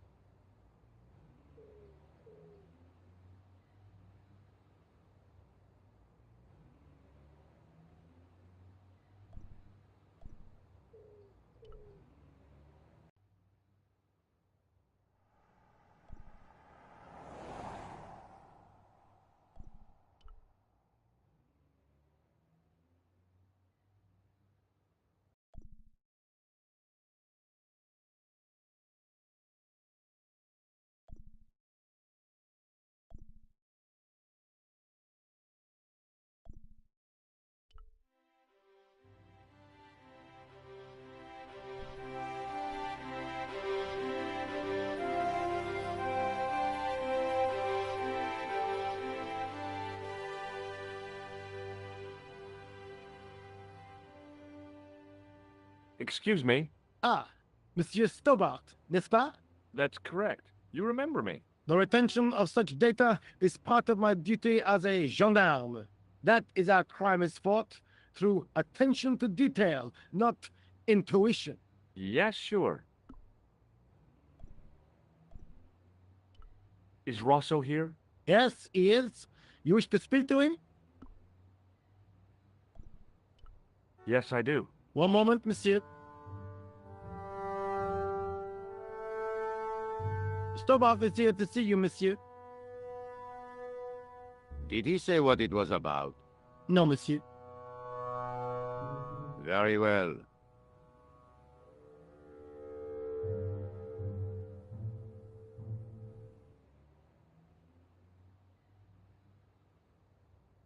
Hi, Inspector. Remember me? But of course, Mr. Stobart. My mind is a well-ordered faculty. A mental classification system that's the envy of the Bibliothèque Nationale. No tricks, mark you, monsieur. Just exercise. Just as our muscles waste through inactivity, so our minds decay. But there is no need. If only people would learn to exercise their wits daily. If he was trying to impress me, it worked. He was pompous and patronizing, but he had style. Eh bien, if you called about the bombing, you're too late. Investigations have been closed. But I've been taken off the case. what about the murderer, the dead guy? It is out of my hands.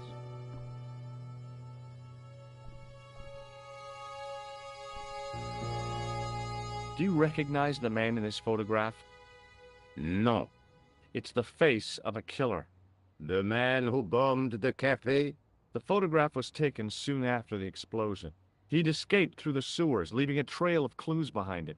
Circumstantial evidence, Stobart.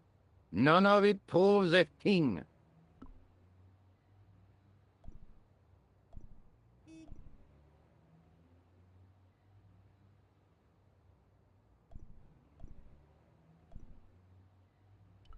Does this matchbook mean anything to you?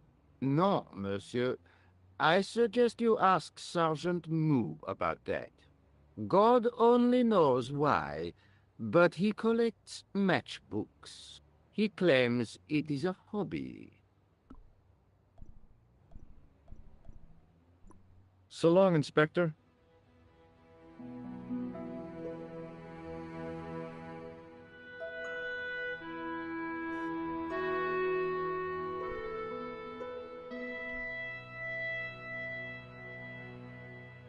Excuse me.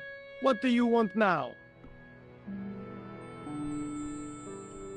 Does this matchbook mean anything to you, Sergeant? That's a double-line Swedish with a crosshatch Bergman strike strip. Now, that's unusual. Pre-war Anderson hinging. Really? I haven't seen a reinforced Anderson outside of a private collection. It's rare, then? In this part of the world, yes. There are only 3 places these are made. Taiwan, Manila, and Slough. Does the name Merlin mean anything to you, Sergeant? Nothing, monsieur.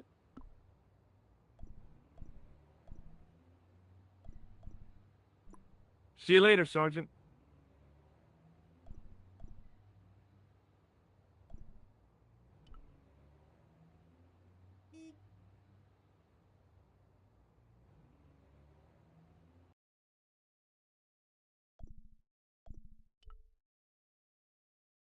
Bonjour, couleur. Hi, it's George. Are you okay? I'm fine.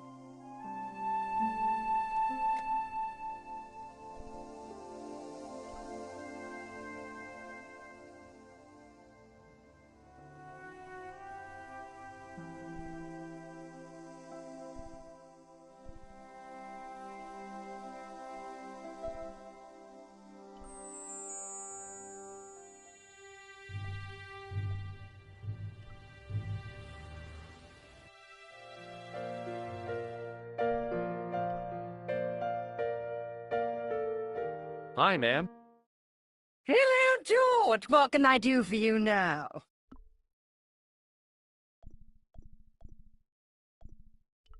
Did you know there's a gangster out front? What makes you think he's a gangster? The Italian suit and the bulge in his pocket? I know plenty of men with Italian suits and bulges in their pockets. That doesn't necessarily make them gangsters.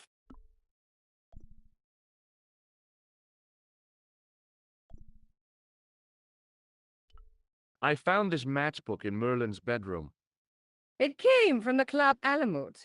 It might be useful to find out if that club is in Paris, George.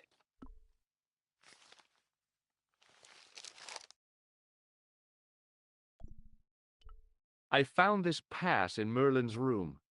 So, that deceitful little man is passing himself off as an electrician, is he? Uh-huh. This guy probably has 1,000,000 faces.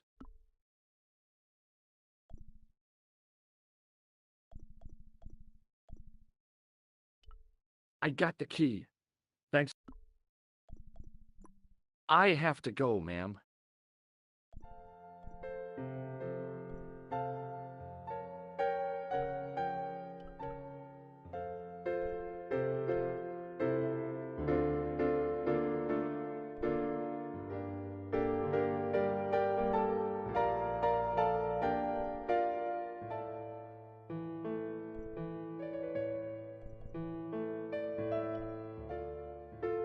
What now, monsieur?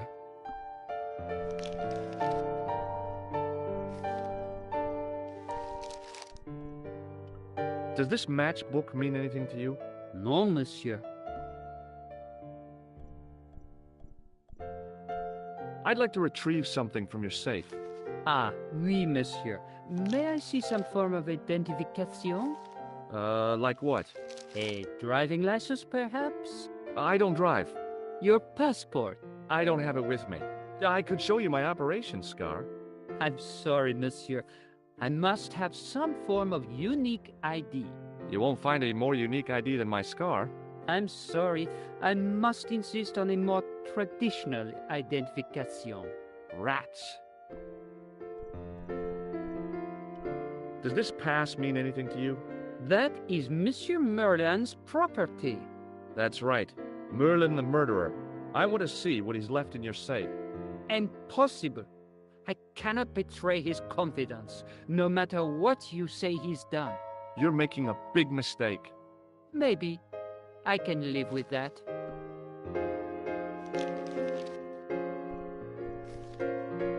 I've just been manhandled by a gorilla. Yes? I do not see any signs of a gorilla. No, not a real gorilla. It was a guy who looked like a gorilla. It happened right out front of this building. Let me get this quite clear. Are you complaining or bragging? I want to know what you're going to do about it. The scrawny one has a gun. I suggest you contact the police. Can't you do anything about them? What goes on in the streets of Paris is hardly my responsibility.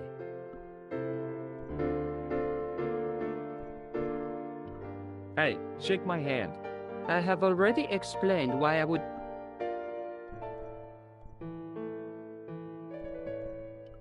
Aren't you concerned that your guests are being intimidated by gangsters? No one else has complained, monsieur. Did they steal anything from you? Well, no. They didn't find what they were looking for. What was that? I don't know. I don't think they did either.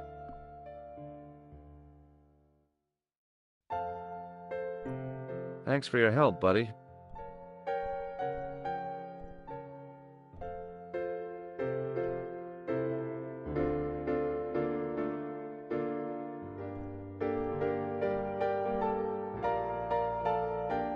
Hi, ma'am. Hello, George. What can I do for you now? That gangster I told you about? He went through my pockets just now. Good heavens! One never knows what to expect in foreign parts. Thank you for the warning, young man. I shall hide my credit cards in my underwear.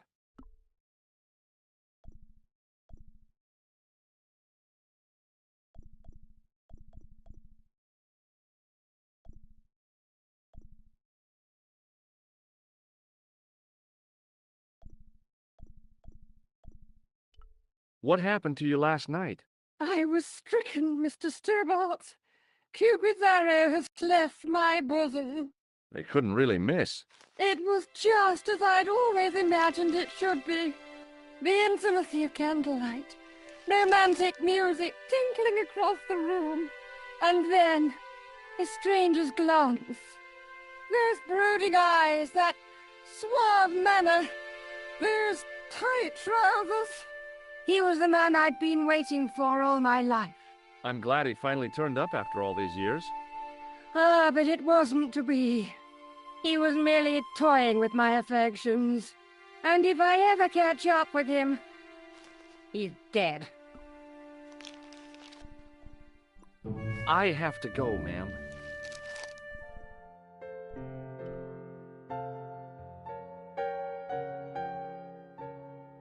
Hello again.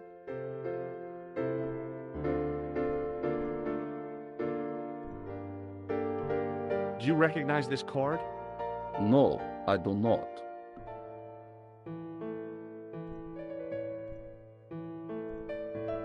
May I shake you by the hand? I do not shake the hands of imperialist dogs. Now that's a real bad attitude problem you've got there. Thanks for your help. Goodbye.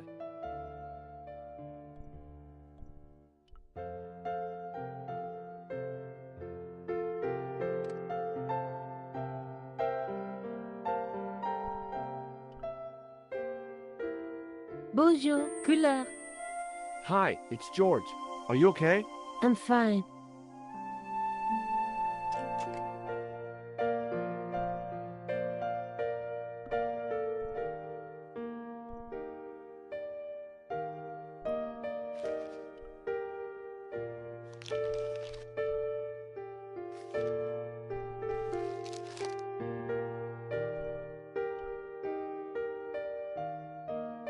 What now, monsieur? What do you make of this tissue? Do you wish me to dispose of it for you, monsieur? Hey, no! It could be useful. I'm holding on to this. As you wish, monsieur. Perhaps you would like a little plastic baggie to keep it in? Nah, it's fine the way it is.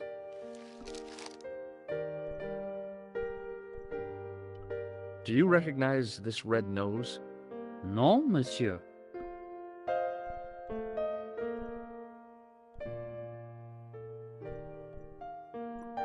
Thanks for your help, buddy.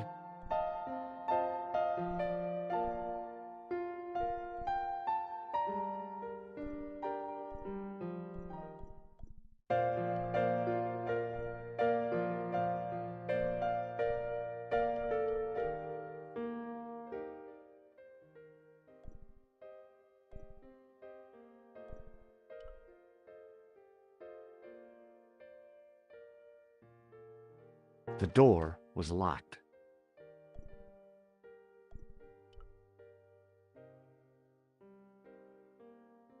The door was locked.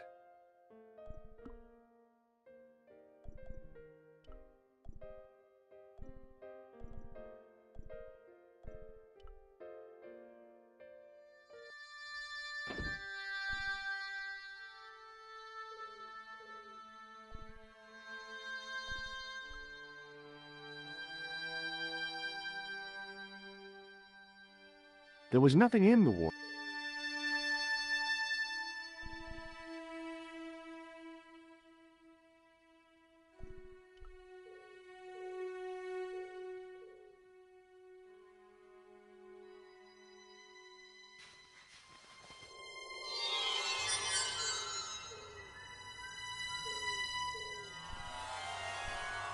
If I wanted my shins sticking out of my shoulders, I could have jumped. Mama Stobart didn't raise no suicidal fools, though.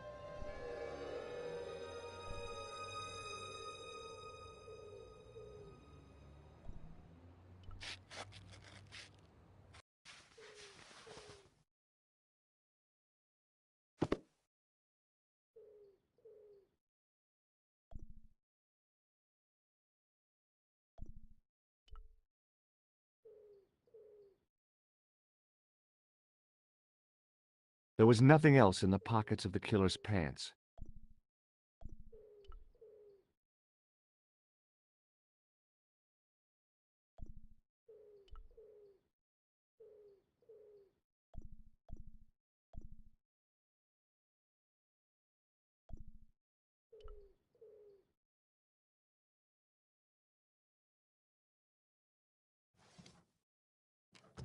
I searched the interior of the briefcase.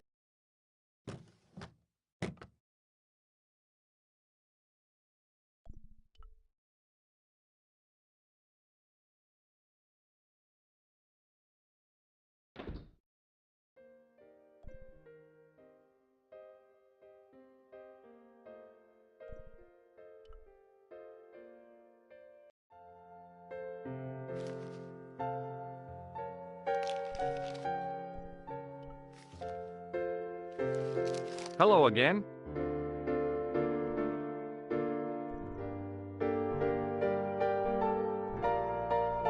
Do you recognize this key?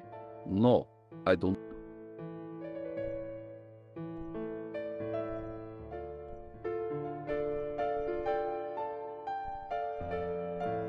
Thanks for your help. Goodbye.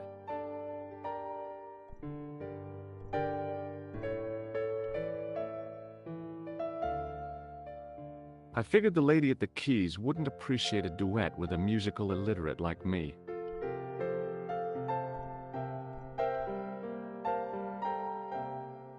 Hi, ma'am. Hello, George. What can I do for you now?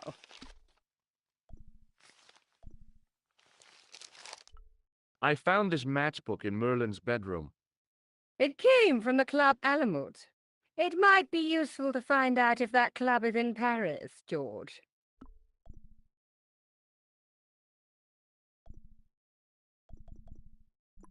I have to go, ma'am.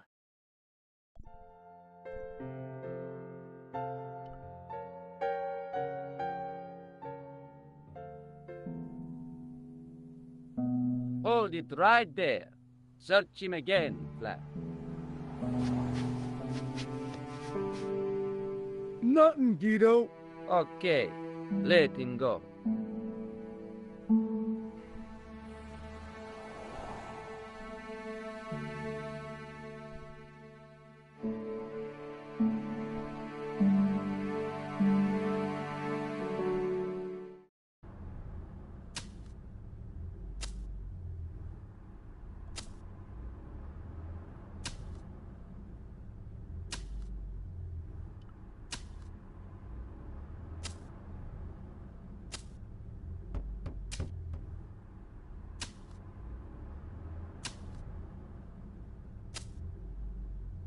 Hi there, remember me?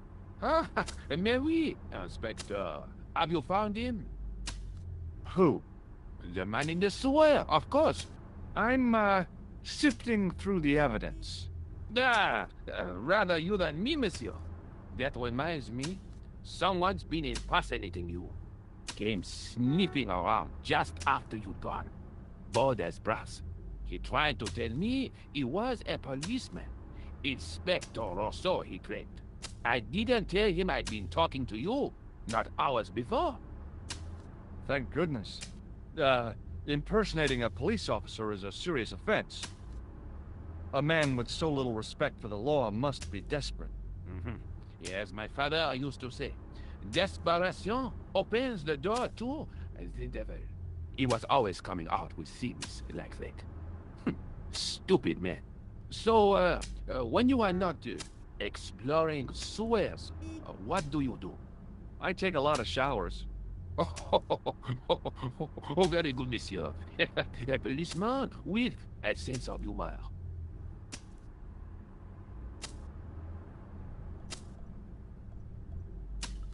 Do you recognize this matchbook? I can't say I do, monsieur. Does the name Merlin or Gruber Electronics mean anything to you? No, monsieur.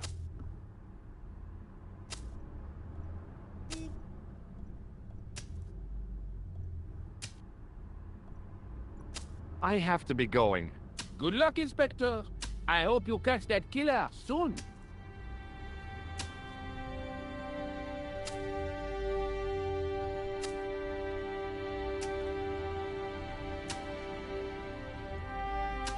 Hi. You're the guy who gave me the tip, aren't you? Huh? The racehorse. Salahuddin. Oh. Yeah, but... I put every franc I had on that horse. Listen, My lifetime savings, next month's rent, everything. Oh, God. She won by 3 lengths. I'm a rich man. Call me Lucky George, the punter's friend. So how come you're still here? Ah, I'm not going to let my newfound wealth change me, not one bit. I bought this hole, fittings and all. Now I can come and go as I please. No more clocking on or completion schedules. No foreman breathing down my neck. Thanks to you, I've found paradise. I'm getting a mushy feeling in my chest. But not half as mushy as your head. What do you want now? Look, I know you're busy, but surely you'd have noticed a clown. I told you already. I didn't see a thing. He was wearing multicolored baggy trousers and makeup. He'd be a poor sort of clown if he didn't. Does this matchbook mean anything to you? No, it doesn't. Does the name Merlin mean anything to you? No, nothing. Do you recognize the man in this photograph? No, I don't.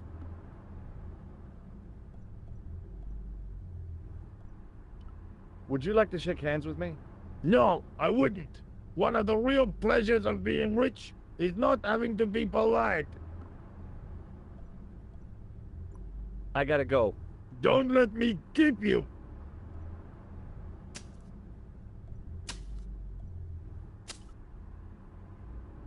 The toolbox didn't contain anything else I needed.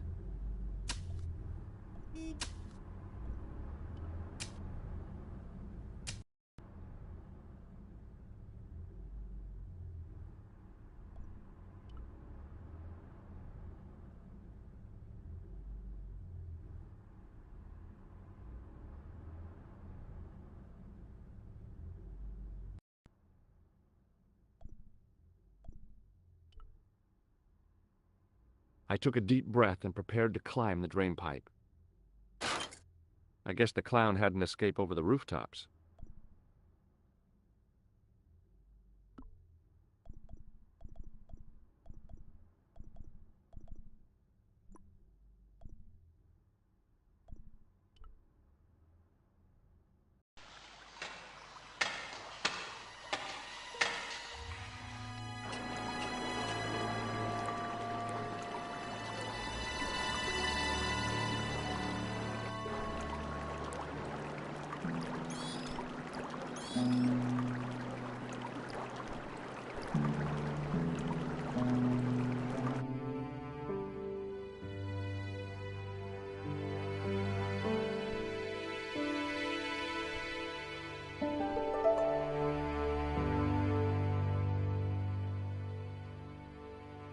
The door was locked.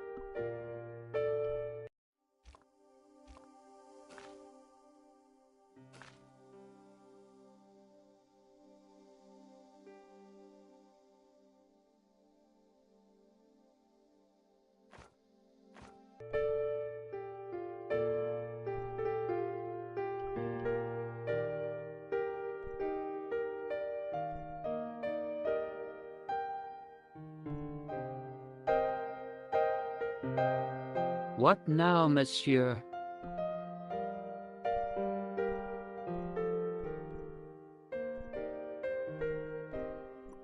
What do you make of this tool? Stunning, monsieur. I bet you handle it like a professional. Thanks for your help, buddy.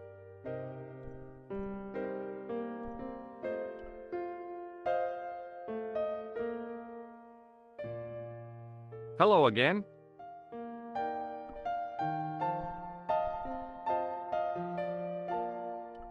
Does this goo-smeared tissue mean anything to you? No, it doesn't. This is a photo of Khan, right? That is just one of the names by which he is known. What's your interest in Khan? He is an enemy of my people. You know he's a killer. Of course, amongst other things. Would you help me investigate Khan? That is not possible. My instructions are to observe. I cannot jeopardize my position as an honored guest of this country's government.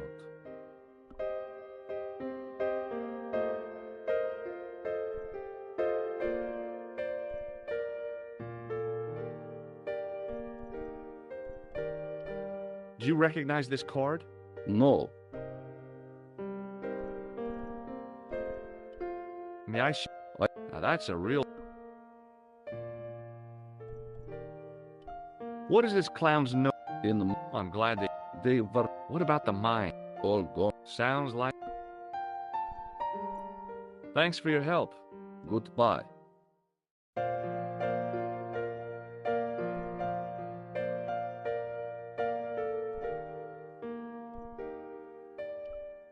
I recognized the guy. It was the Nobel Prize winner from the country whose name I...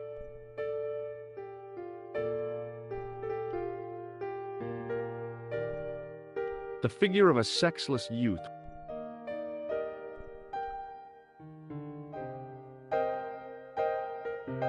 Hi, ma'am.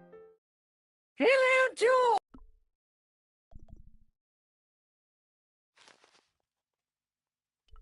Did I show you this photograph? Yeah. He's the man That's the man! Does this tissue mean anything to you? Good God, no! I just thought the smell... Please, darling. I'm no stranger.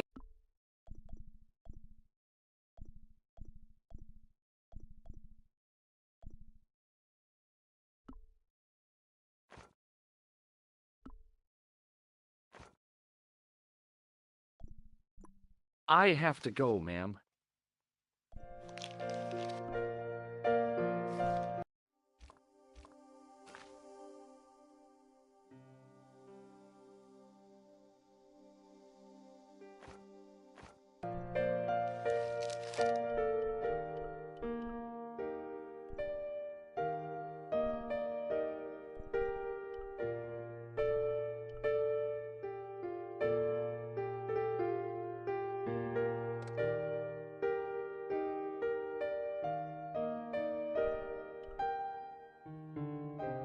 Bonjour, couleur. Hi, it's George. Are you okay? I'm fine.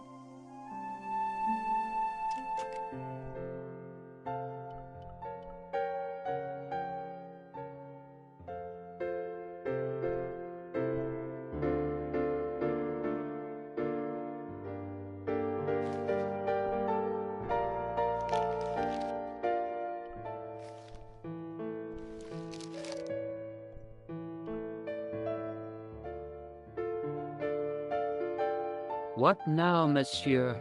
Do you recognize this key? That is the property of the Hotel Ubu. Correct. May I ask how it found its way from the little hook to your pocket? Would you believe it was put there by a poltergeist? No, monsieur. The hotel is regularly serviced by an exorcist. If we had a ghost, Father Fécond would have flushed it out.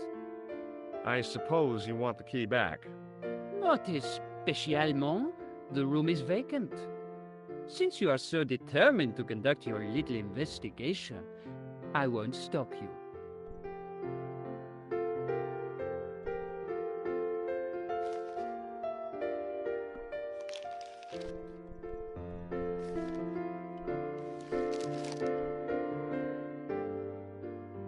What now, monsieur? Is this Merlin room 22? This photo was taken by one. Vraiment? What does he use? A pinhole?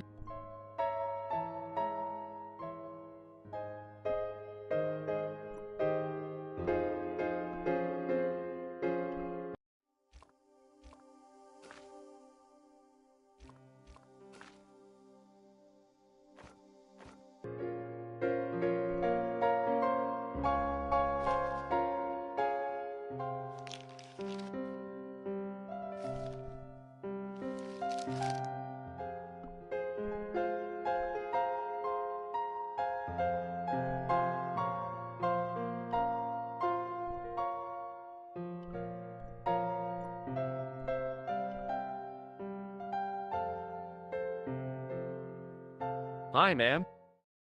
Hello, George. What can I do for you now? Would you like to keep Merlin's pass as a memento? No, darling. My broken heart is reminder enough. I showed the pass to the clerk, hoping he'd give me Merlin's papers, but he wouldn't buy it. He's too scared. I'll give him something to be scared of. Follow me, George!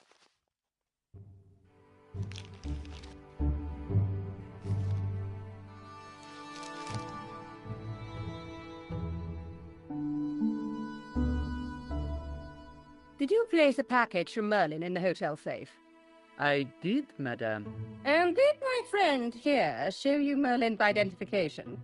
Indeed he did, but What's the problem? he isn't Merlin. A mere academic detail. Give him the package. But that is against the law. I happen to be a justice of the peace, you silly man. I own the law. If he tries anything, shoot him, George. My pleasure, Lady Piermont. One moment, please.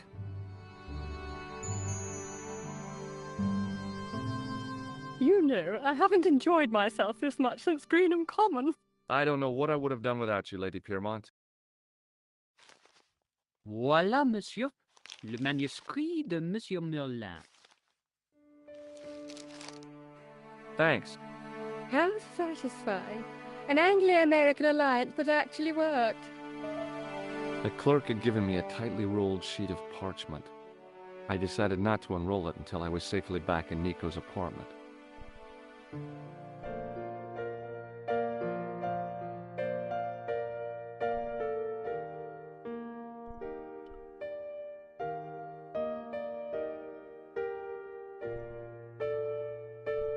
I figured the lady at the keys wouldn't appreciate a duet with a musical illiterate like me.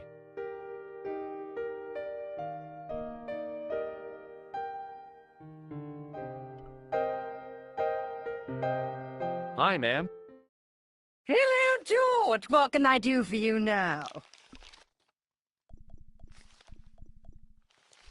This is what Merlin was so keen to hide. Really? Well, that fuss for a sample of wallpaper. It's some kind of manuscript, and it looks to be very old. If I was you, I'd keep it well out of sight until you're clear of this place. That's exactly what I was thinking. I could roll it up and put it down my pants. No, that wouldn't do at all. You'd attract far too much attention. Thanks for helping me get the manuscript, Lady Piermont. Any time, my dear. I have to go, ma'am.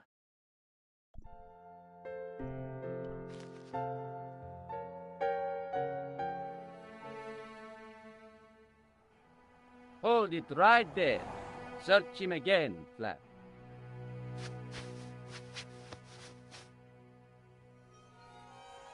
Is this what you're after, Guido? See, that's it. I can explain everything. Well, almost everything. Too late. You're on your way to feed the fishes. I'm allergic to fish. I break out in blotches when I eat tuna. Let's go.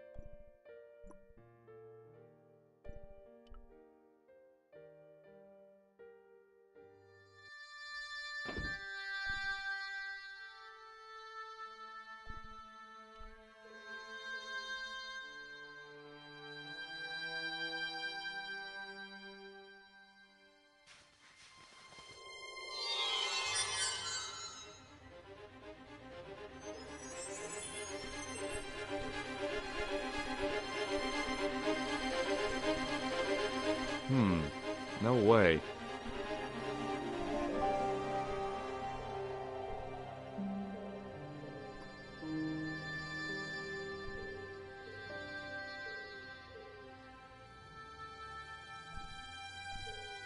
I knew this was no way to treat an ancient manuscript, but I couldn't let it fall into the hands of the goons waiting outside.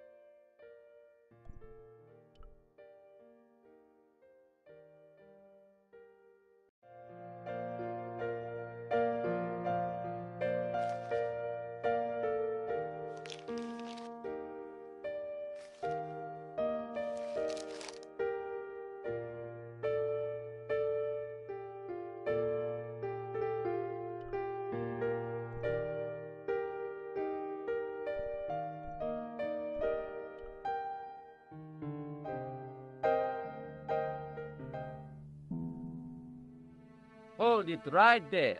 Search him again, Flap. Nothing, Guido. Okay, let him go.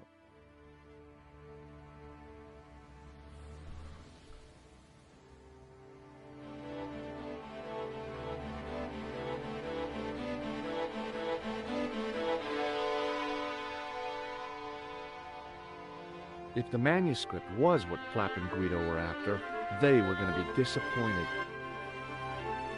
I couldn't wait to get back to Nico's apartment and check it out.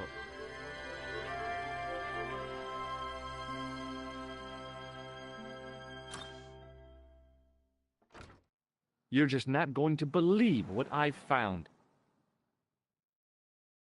It's not another part of the clown's costume, is it?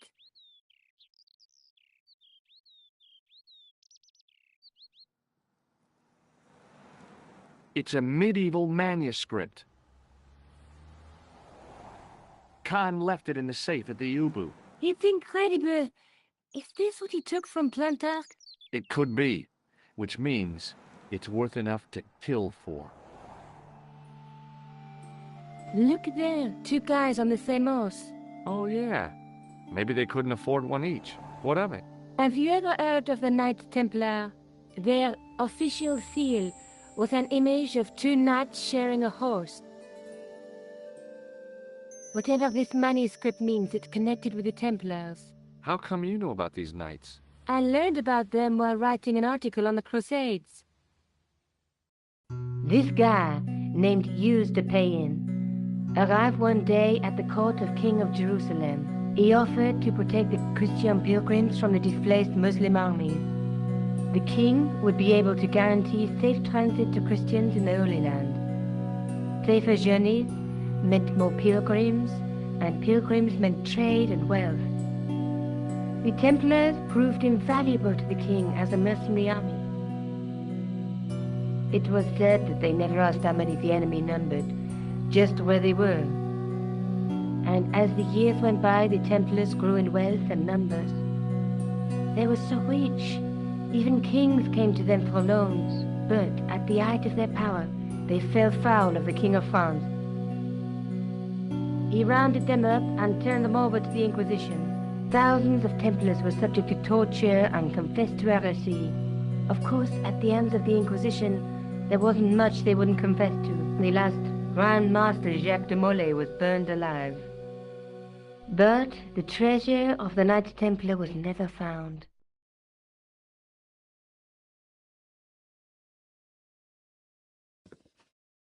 Jeez. So the treasure is hidden, waiting to be discovered? If there ever was a treasure, it's been lost for 600 years. Anyway, we're supposed to be investigating a serial killer, not a medieval treasure trove. But maybe that's what the clown and his accomplices are after. Maybe this manuscript is the key. You'd better leave it here for safekeeping.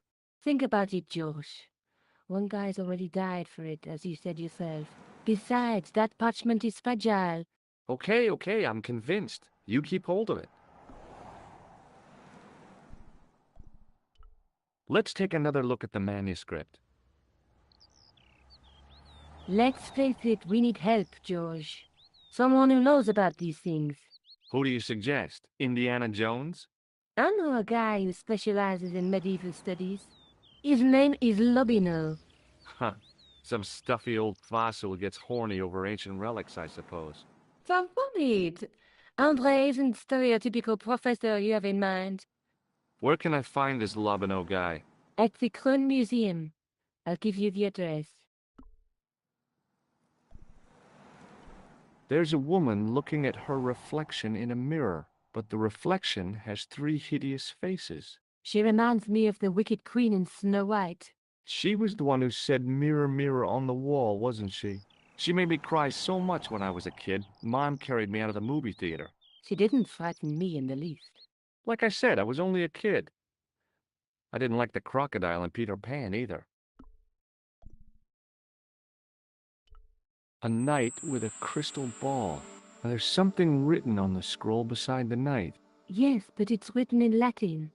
Per disciplinam mea lux videbis.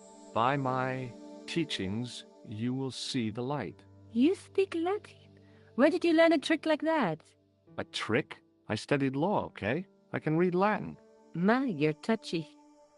Tell me that again. Through my teachings, you will be enlightened.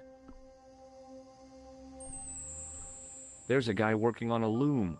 He's weaving a carpet or a tapestry. Or a duvet cover. It's a clue to a place, I reckon. Somewhere famed for weaving and ships. Where folk live in barrels? It beats copper boxes. There's a guy with a sword and a bull. The only mythological bull I know of is the Minotaur, but he was only half bull. I don't think I'd like to be half a bull, even if it was the bottom half. What's that object between them? It looks like a gem on top of a tripod.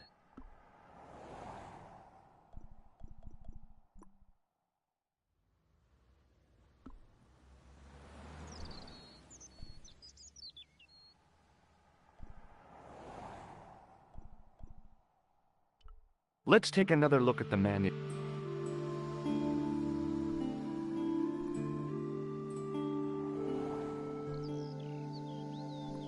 Maybe I'll check out the Kroon Museum. I'm sure you'll find it useful, George.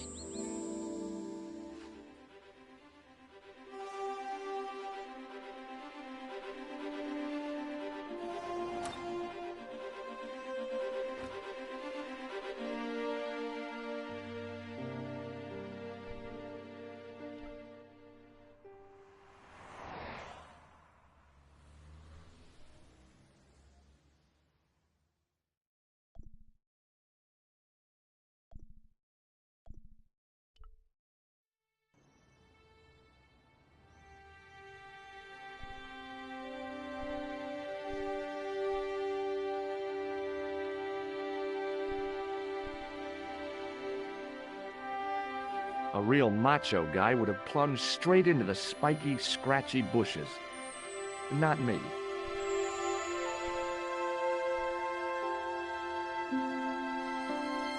I considered smashing my fist through the pane, wrenching open the window, and vaulting triumphantly into the building. Then I thought, no, that's dumb. Besides, I might get hurt.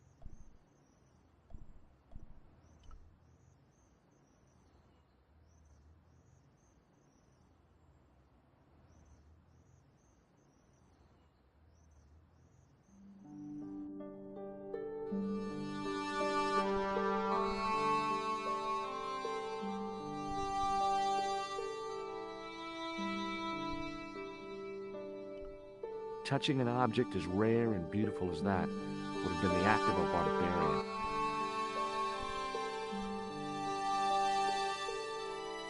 In the case was a spindly tripod, blackened with age and pitted with rust. It was identical to the tripod pictured on the manuscript. A notice identified it as 15th century from Western Ireland. It had been found in Loch Marne at the site of a Knights Templar preceptory. Ireland! What's that? This tripod was found in Ireland. I will have to ask you to keep your voice down. I'm sorry, I was excited.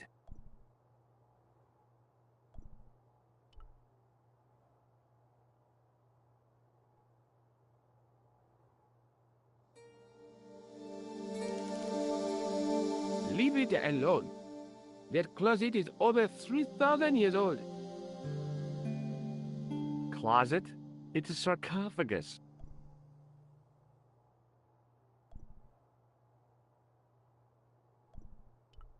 Touching an object is rare and...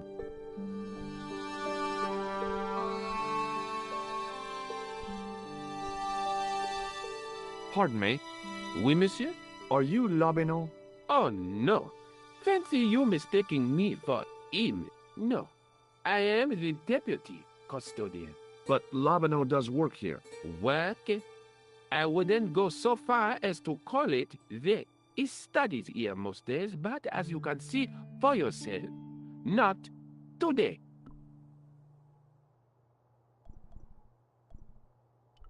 Do you know anything about medieval manuscripts? Not me, monsieur. I am no scholar, though people often mistake me for one. It is the uniform, I guess. They see the clothes. They are impressed. And they ask you to park their cars? They ask me to park the... No. They assume I am an authority on the exhibits in my care. Whereas you know next to nothing about history. Of course not. All I am saying is, I am no scholar, not like Monsieur Lobineau. Can you give me any further information about the tripod? Certainly, monsieur.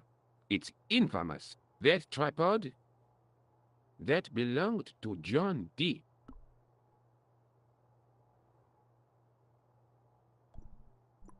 Thanks for your help.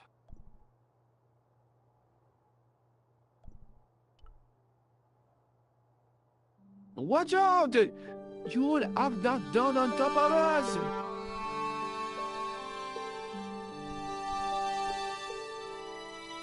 I was no desecrator of tombs.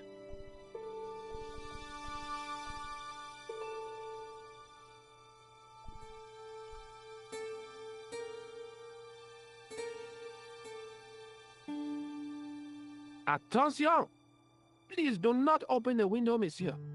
Don't you think it's kind of stuffy in here? Better stuffy than dead. What's the problem? Fumes from car exhausts? Not just that, monsieur. There's a new burger bar opened up across the street. The Laughing Buffalo. So what's the problem? They cook their burgers on a charcoal grill, and the fat falls on the open flames. The amount of organic compound and smoke particles released is astounding. Since they opened, local air pollution has doubled, and it stinks like a funeral pyre. That is why I keep the windows closed.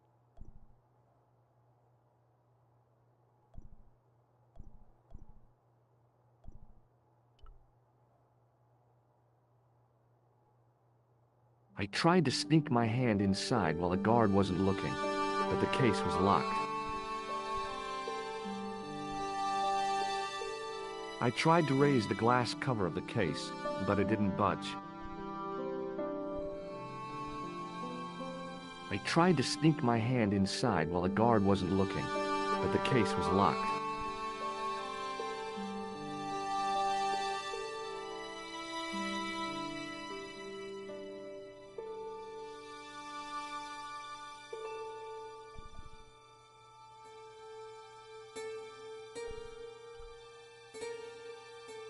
I tried to sneak my hand inside while the guard...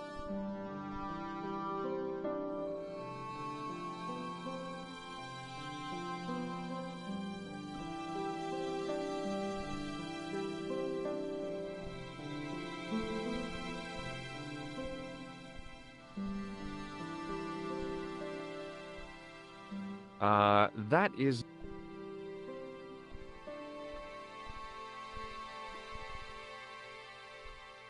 Pardon me. Oui, monsieur? Do you recognize this ID pass? No.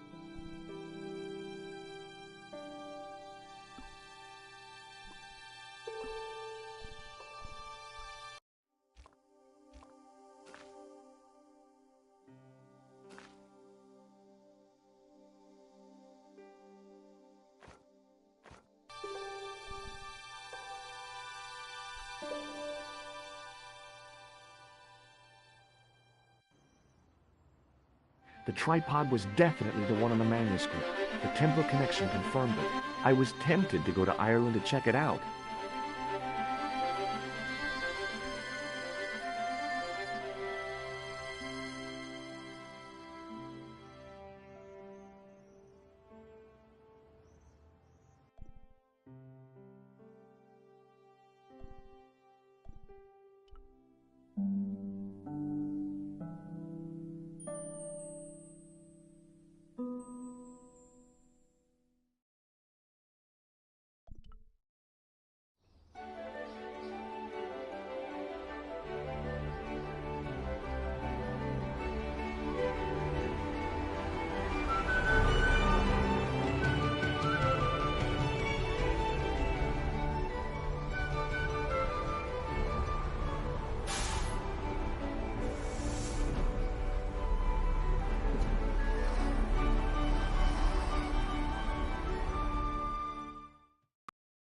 Several hours later, I arrived in Ireland, the Emerald Isle. I'd been lucky to get a bus from Dublin to the tiny village of Lochmarn.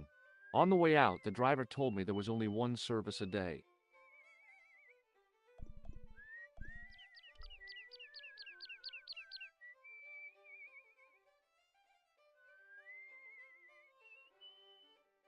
Hi there. What? What's your name, kid? Who are you calling kid? Who the hell are you? Rosso's the name. Murder's my game. Are you a detective?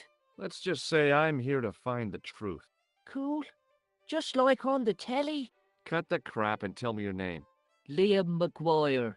What are you doing hanging around the bar, McGuire? I'm on the run. From me dad. Why? Did you do something bad? I ain't done nothing, boss. You can tell me, kid. Is it your dad? Oh, sir.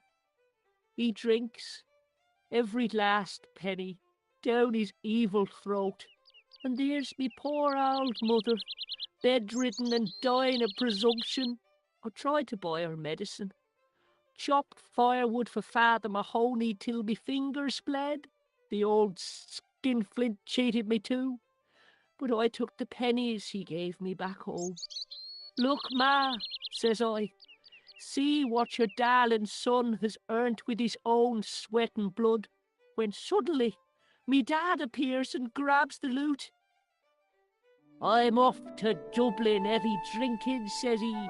Watch out till I get back.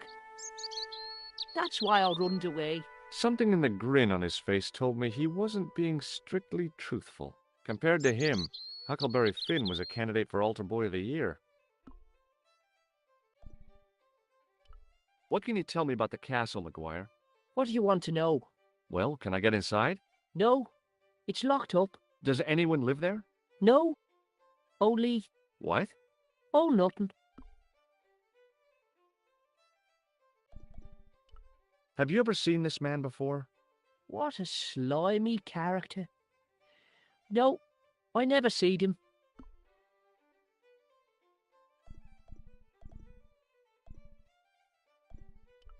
Have you seen a guy dressed as a clown? Here in Lochmarn, they all dress like clowns. The man I'm looking for is a dangerous psychotic. Jesus. It's just like that film I saw. There's this clown, see? And he's after this kid who saw him kill a guy. He tries to warn the sheriff, only no one believes him. Then, while he's in the tub, the clown cuts him up with a chainsaw. My God, that doesn't sound suitable for a kid like you. Who are you calling a kid? I'm 25. Yeah, right. You're not a day over 14. Oh no, it's 25 that I am.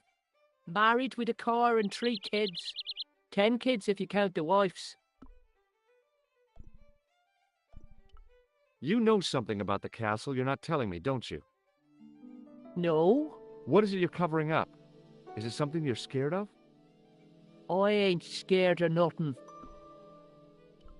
I'll give you one last chance to tell me about the castle. Oh, yeah?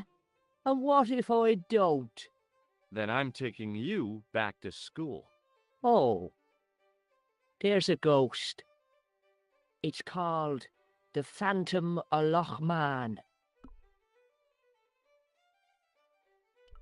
You're not telling me you believe in ghosts, are you? Mister, I seen it with me very own eyes. Last Tuesday night, I went up to see what that dig was about. I just reached the top of the wall when I hears this awful noise. What sort of noise?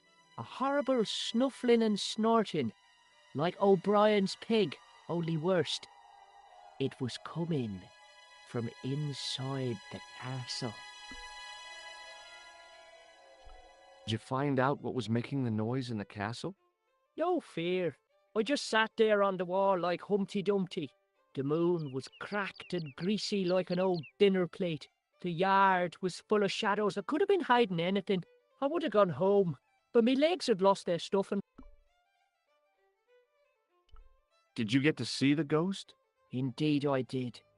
And a fearsome sight it is too.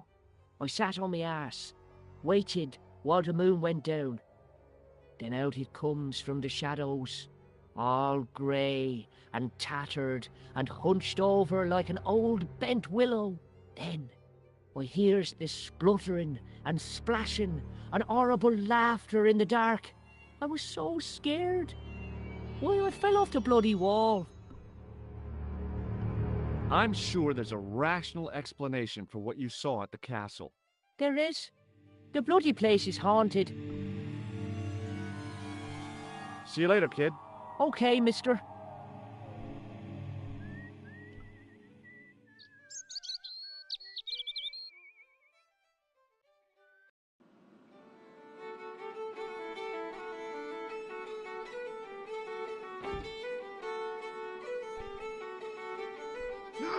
The young red-haired guy was plainly nervous about something.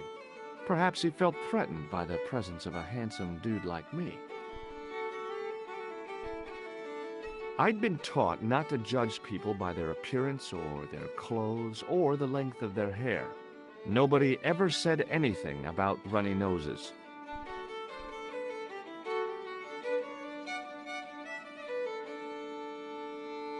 Hi there, old-timer. What? Nasty cold you've got there. As soon as the words left my lips, I regretted them. Is there such a thing as a cold which isn't nasty? I put the question to Father Mahoney. Father, says I, why were we born to suffer snot? What did he say? He said, it's my reward for being out all night like a sinner. Pious prig. Anyway, this is no ordinary cold. 'Tis the hay fever. Pollinosis? Thank you. You're not a policeman, are you? Excuse me? Police? No. I'd know it if you were.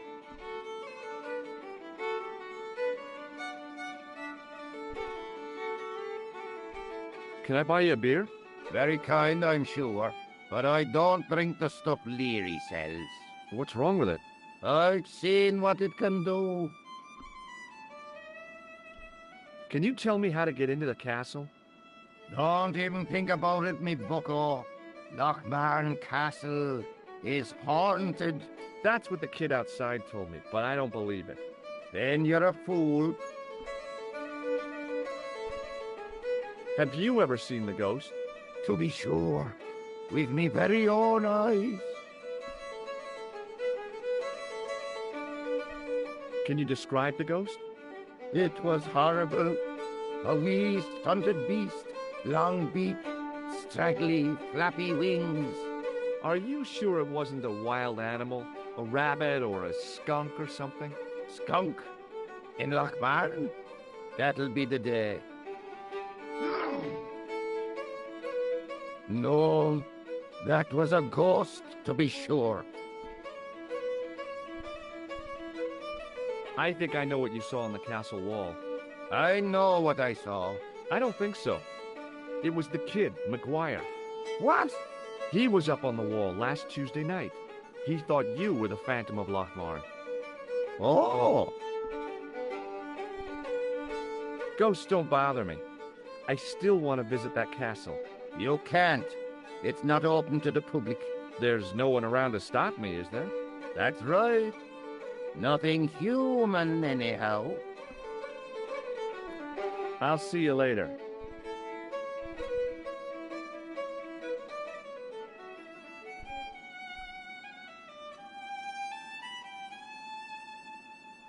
My name's George. Pleased to meet you, mister. My name's Fitzgerald. Can I get you another drink? Oh, no, thank you. I shouldn't be drinking at all. I'm on tablets for my nerves. More than a pint and I'll pass out. What can you tell me about the castle? There's nothing there. Just an old ruin. How old? I really couldn't tell you. Have you ever explored the castle yourself? I used to play there sometimes, when I was a kid. Then one of the little ones fell off the wall, broke his head and died. We didn't go there anymore. You haven't been up there recently? No. Do you recognize the man in this photograph? No. At least I don't think so. Look closely. He has a scar on his face. No, I'm sure I don't know him.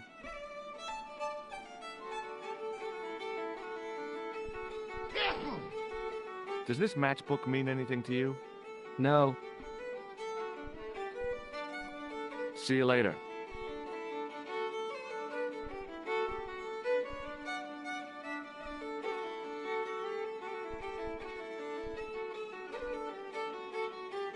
Hi, my name's Stobart, George Stobart. Hello there, mister. What can I do for you? Can you tell me anything about the castle on the hill? Oh, I don't know much about anything. You should ask Mr. O'Brien here. He just joined up writing. Would you be one of them history fellows yourself?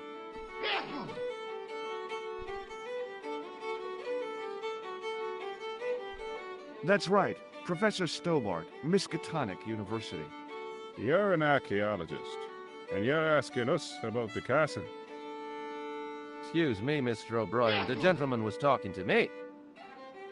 How come you didn't leave with the others? I didn't know they'd gone. Oh, yes. Packed their spades and shovels and away they went. Seems I missed all the excitement. What excitement? Do you know anything about Pilgrim's excavation? Only that he didn't have the right tools for the job. What he needed was shovels and a JCB. Pilgrim was digging for historical remains, not coal. Is that a fact? What the hell for? It's the science of archaeology, Pat. Understanding how people used to live by what they've left behind. One day archaeologists might be digging up our remains. Imagine that, Mr. O'Brien. I wonder what they'll find. Well, it won't be arrowheads and beakers. Fast food cartons and flavoured condoms, more likely.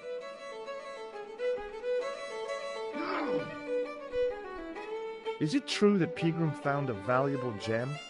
What? First I heard of it. Where have you been, Pat? That gem is the talk of every town from Lochmarn to Ballydoon. Nobody told me. The lucky sod. So that's why he scampered.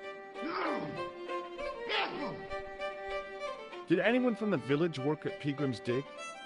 I tried it myself, but that high and mighty history man called me incontinent. What a nerve. Hadn't I dug more holes than the rest of them put together?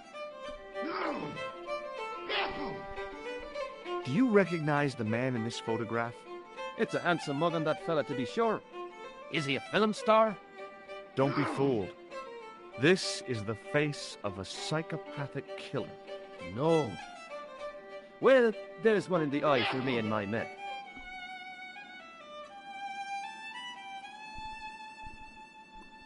Bye for now.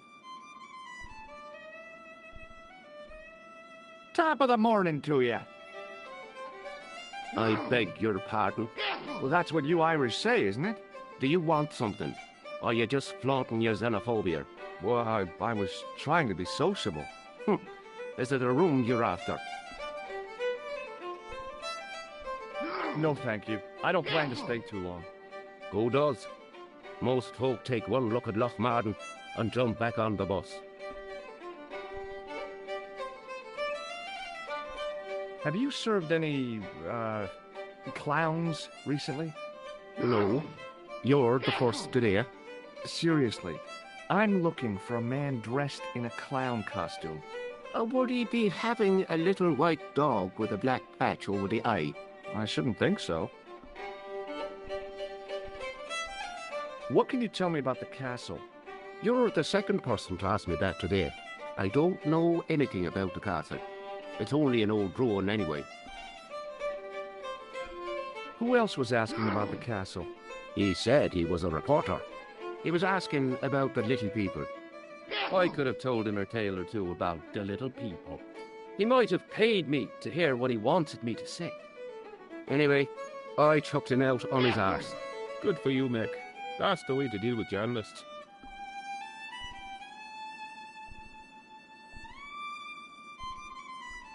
I'll try a glass of beer, please.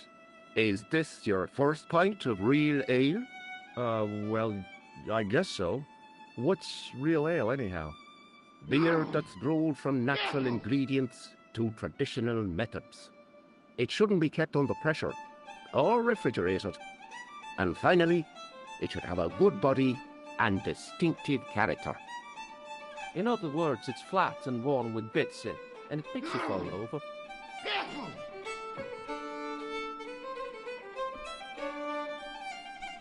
Thanks.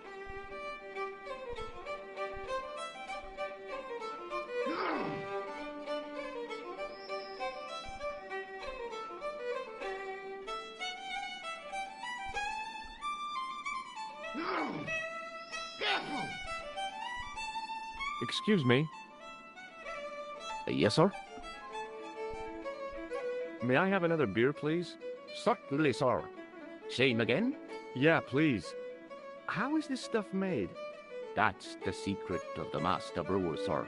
Each barrel is lovingly manhandled in time-honored fashion, suspended on skillfully tied ropes of the finest hemp, lowered into the cellar utilizing the forces of original gravity, like manna from heaven.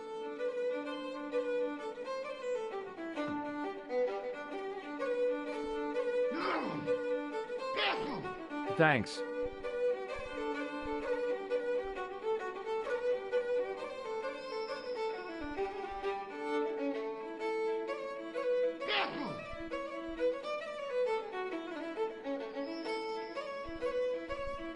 Excuse me. Yes, sir? Hey, how about another drink? Same again? Do you serve cocktails? I'll serve anyone with manners and money. No, I'm serious. Have you considered turning McDevitt's into a cocktail bar? Cocktails are chic, cool, and popular with younger drinkers. What? Kids in the bar? Can you imagine it? Pinball, pimples, and puke. Right, I get the picture. I'll settle for a glass of stout.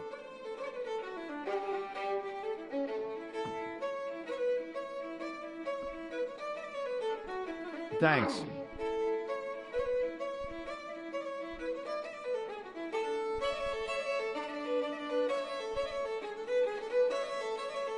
Hey, where do you think you're going? Excuse me? No customers behind the bar. Ever.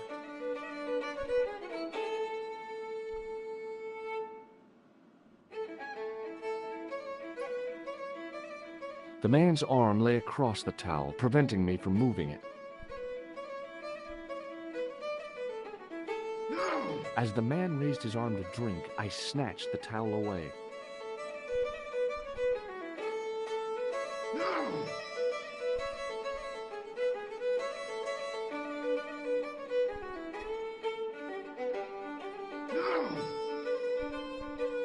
I was about to reach for the pump when I came to my senses.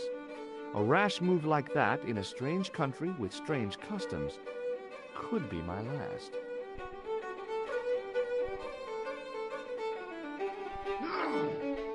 Excuse me. Yes, sir? More beer over here. Yes, sir.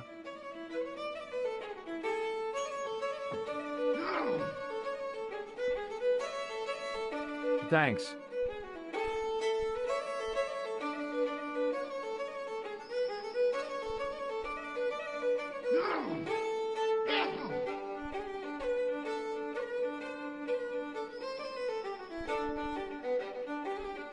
Excuse me. Yes, sir? More beer over here. Yes, sir.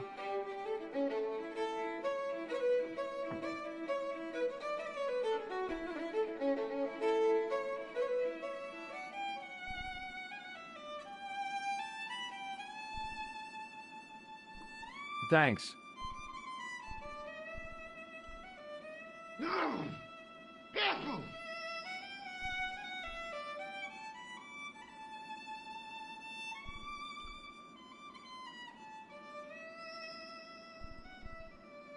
I was about to reach for the pump when I came to a rat. Excuse me. Yes, sir? Does this tissue mean anything to you? That's disgusting. Uh-huh. I found it in the sewer. What's the idea of waving it around in my face? You're worse than old Ron. Put it away, man. Thanks.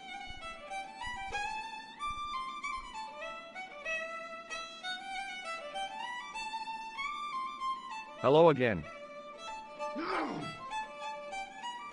What? What's that you're making? It's a necklace, me bucko. Oh, sure. Made out of steel wire? That's right. A necklace for my pretty one. When my little lover feels it round her slender neck, she'll be mine. All mine.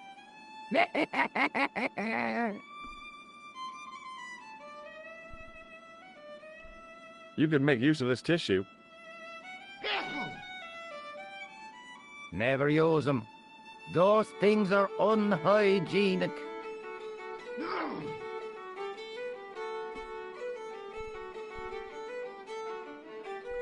If I was a woman, I wouldn't think much of a wire necklace.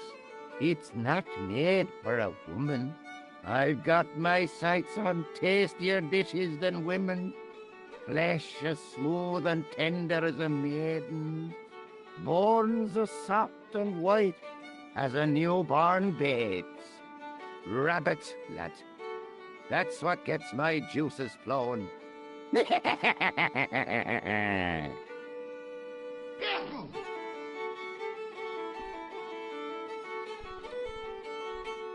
Ah, so you're making snares to trap rabbits. That's right. Do you have a problem with that? Damn right I do. Isn't it painful? Only if I get me fingers caught. I'm talking about the rabbits. Do they feel much pain? You bet.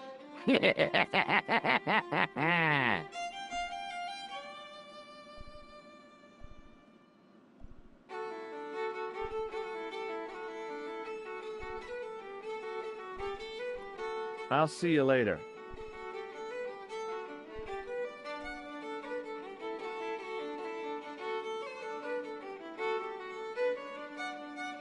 Hello.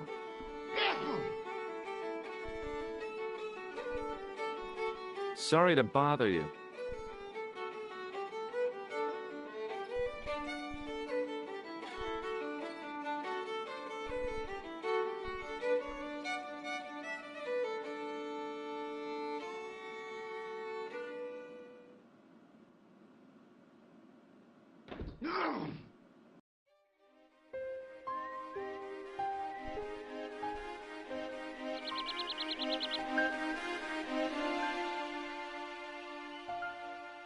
I tugged at the trapdoor, but it was locked from the inside.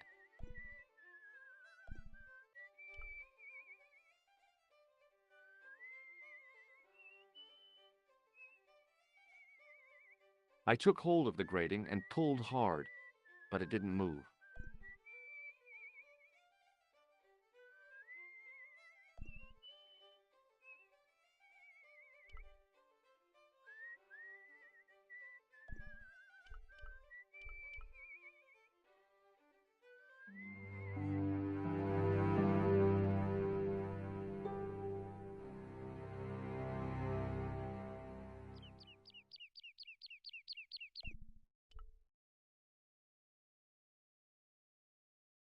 Hi, do you speak English? Well, now, what if I was to say no?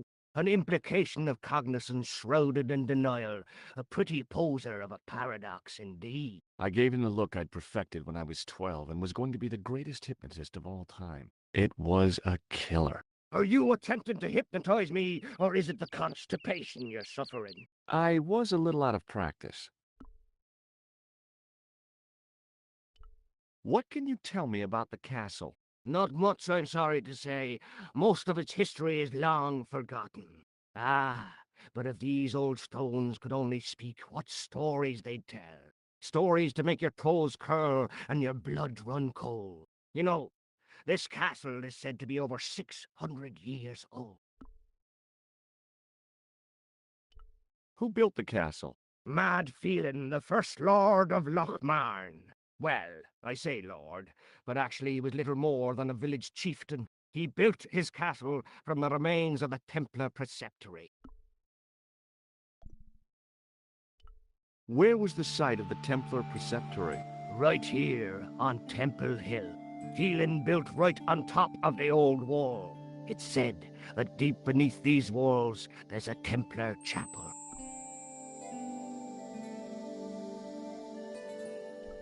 Did Pegram discover the chapel? I don't know. His workers were sworn to secrecy. Do you mind if I climb up your haystack to get into the castle? What? You'd break your stupid neck for sure. Do you think I'd stand by and see your brains dashed out? I'd be very careful, and I promise not to sue. You won't get the chance, not while I'm here to stop you.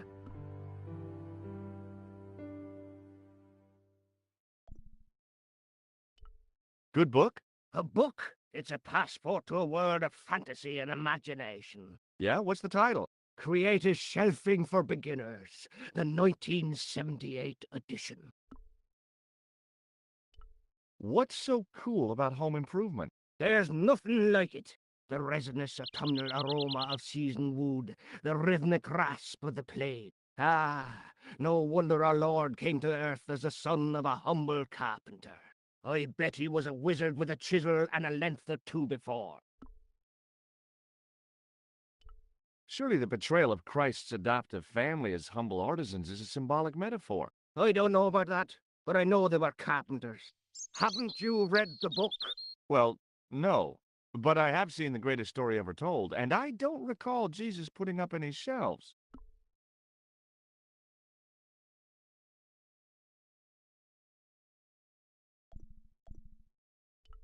Do you recognize the man in this photograph? No, but I wouldn't trust him. His eyes are too close together. He's not a friend of yours, is he? Oh, no. Far from it. In fact, I believe it's the face of a killer. I knew it! Piggy eyes. Can't trust him.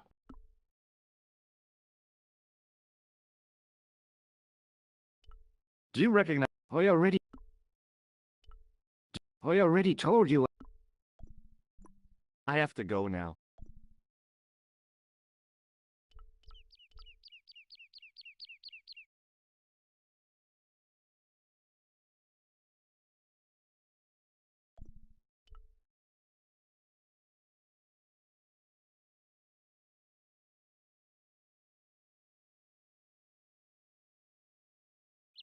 Pushing with all my strength got me nowhere. They didn't budge. I really need to start working out.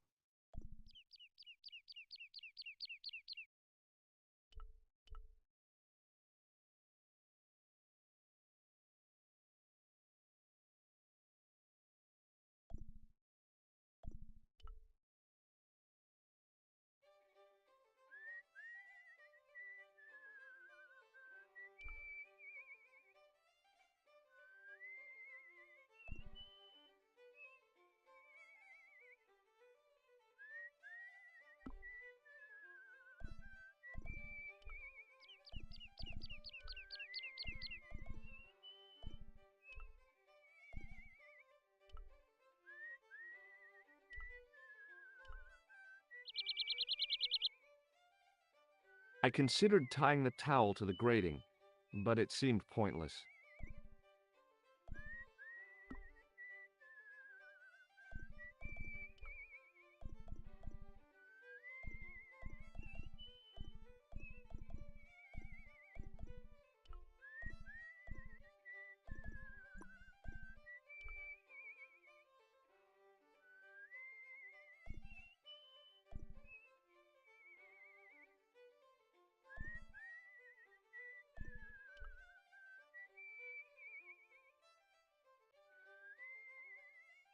Hey, McGuire.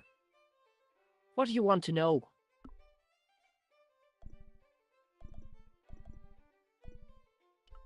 What do you make of this, kid?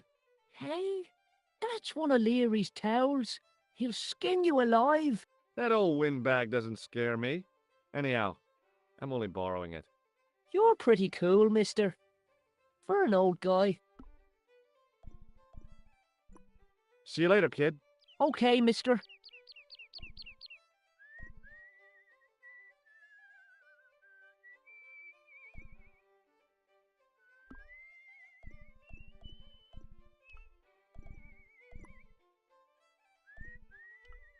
Hey, McGuire.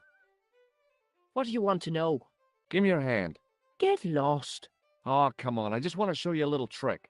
No way, mister. I don't do tricks. Father Mahoney told me I'd burn in hell if I did. I just want to shake your hand, that's all. Oh, all right. Gotcha. Neat, huh? Didn't feel a thing.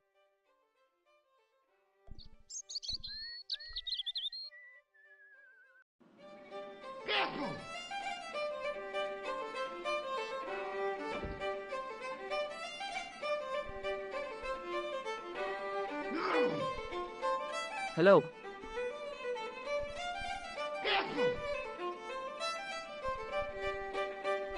Do you recognize the man in this photograph?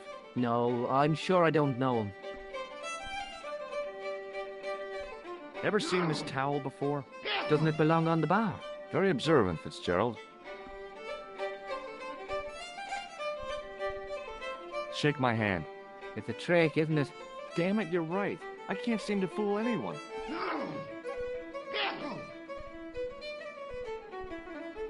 What does this red nose suggest to you? Blood. Why's that? I used to bleed a lot when I was a kid. Every time there was a playground scrap, I'd end up with a bloody nose. I wouldn't have minded, but I wasn't even involved in the scraps. See you later.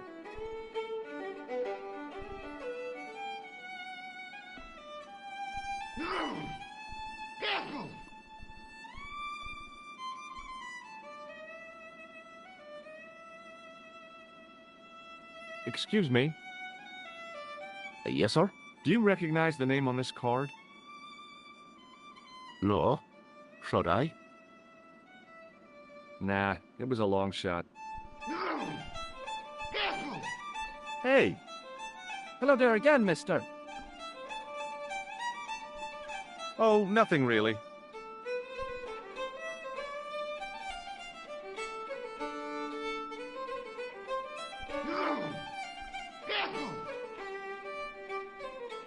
Oh, no, you don't.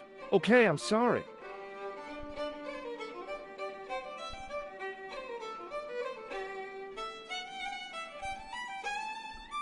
Hello again.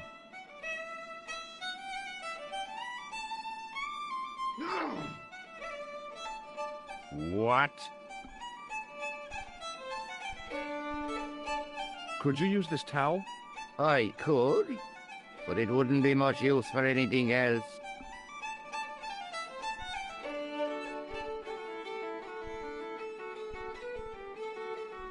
What does this red nose mean to you? I suppose you're collecting for charity? No, I'm not. I want to know if you've seen someone wearing a nose like this. No, I haven't. What does this red nose mean to you? Nothing.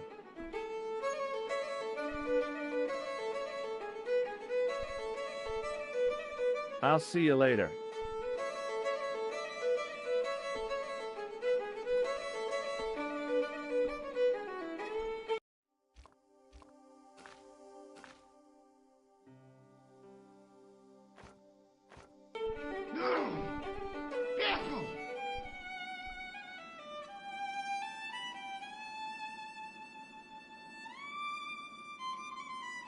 He wasn't listening. Hello there. My name's George Stobart. Pleased to meet you, I'm sure. I'm O'Brien. Can I help you? What can you tell me about the castle, Mr. O'Brien? It's a fine sight now, isn't it? Dates back to the 10th century, you know. Most of the existing building was added much later, of course. Are the ruins open to the public? Oh no, it's much too dangerous. Anyway, there's nothing of interest remaining.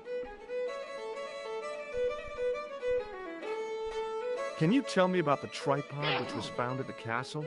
Now there's a bone of contention and controversy. It was dug up by an Englishman of the archaeological persuasion. Who was this Englishman? Professor Pegram, the same man who dug up the gem.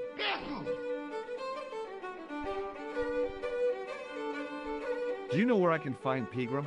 You're too late to meet that fella. Is he dead? Not that, but he's gone from the village. I saw a pint with our esteemed host, I might add.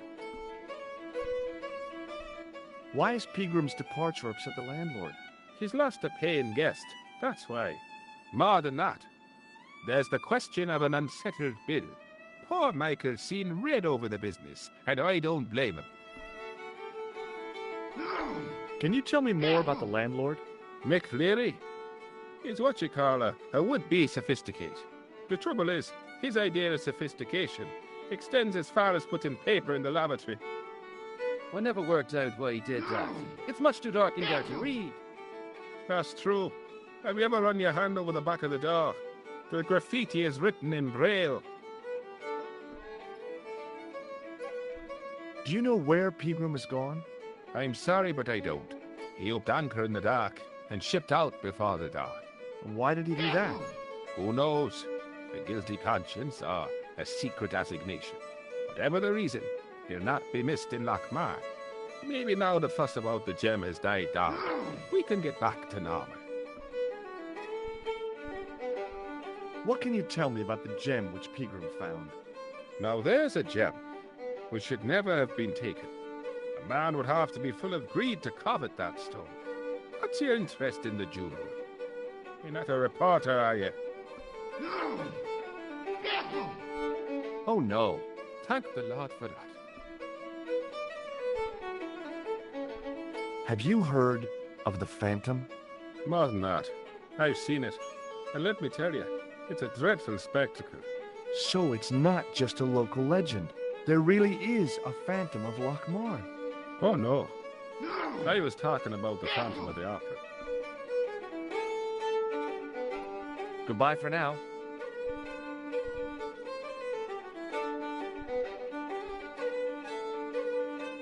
Excuse me. Yes, sir? Do you know a man called Pegram?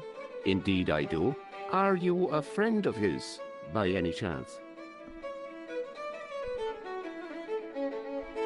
In a manner of speaking, I am. Right, me boyo, 160 quid he owes me, pay up. But that's Pegram's business, not mine. Ah, but he's done a bunk, hasn't he? Scampered. I know. That's why I'm here, to look for him. And what about the money he owes me? When I find him, I'll remind him about it. Did Pegram stay here? Yes, he did. 6 nights plus breakfast. He couldn't have had breakfast this morning. Not unless he had it afore he went to bed. What the hell are you talking about, Doyle? The history fella. I seen him this morning. Crack of dawn. I had to get up at 4 o'clock to see to the missus. I didn't know your wife was sick, Pat. She's not. Anyhow, I went out to empty the bucket, and what do you think I saw?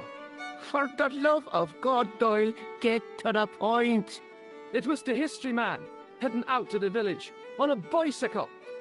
I knew it. Hand over me money, or I'll throw you out. Can I see Pegram's room? It's been taken by one of the brothers from the reformatory. They come every year for spiritual refreshment. That's a good one. Their idea of refreshment is a good full of stout.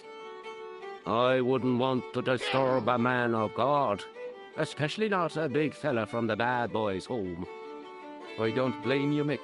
That brother's got muscles like a muscle man.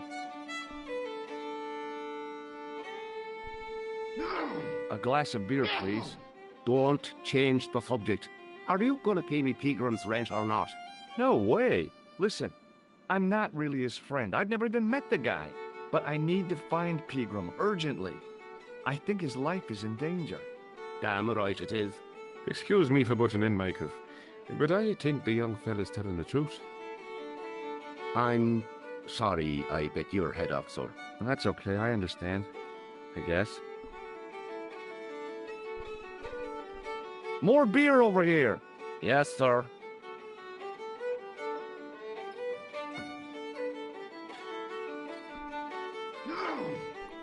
Thanks.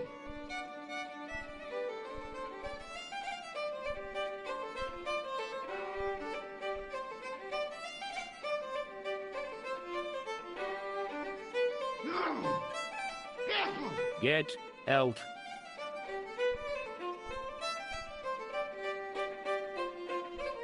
It was an electric glass washer. It looked even older than the barman.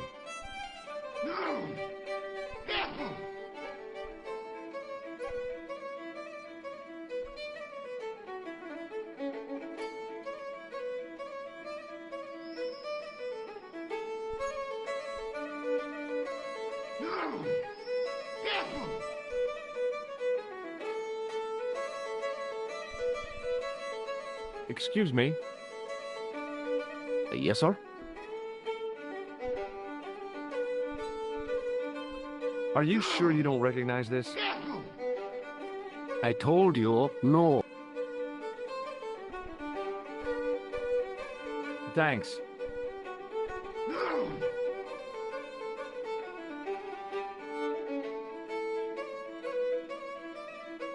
Hello.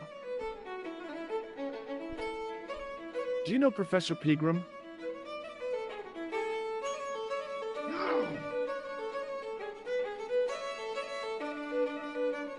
He's the archaeologist, isn't he? That's right.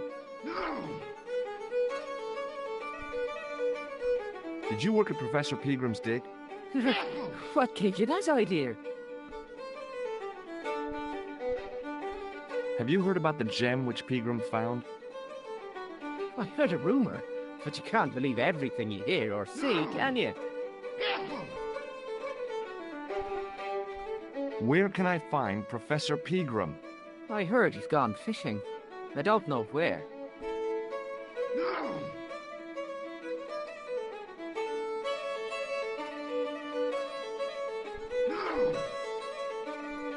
See you later. Hello. Do you recognize the man in this photograph? No, I'm... Do you No, See you later.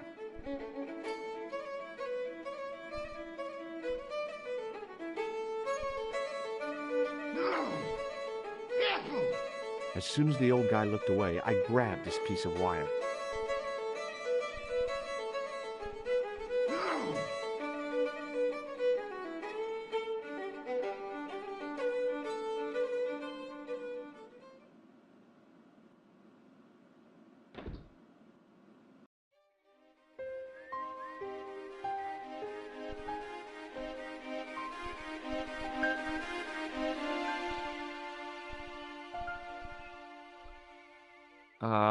No.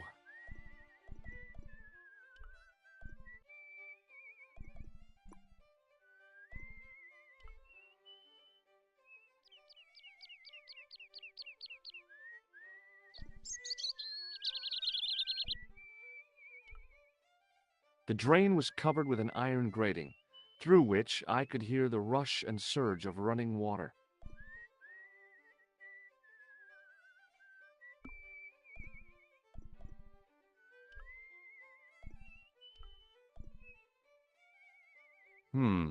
No way.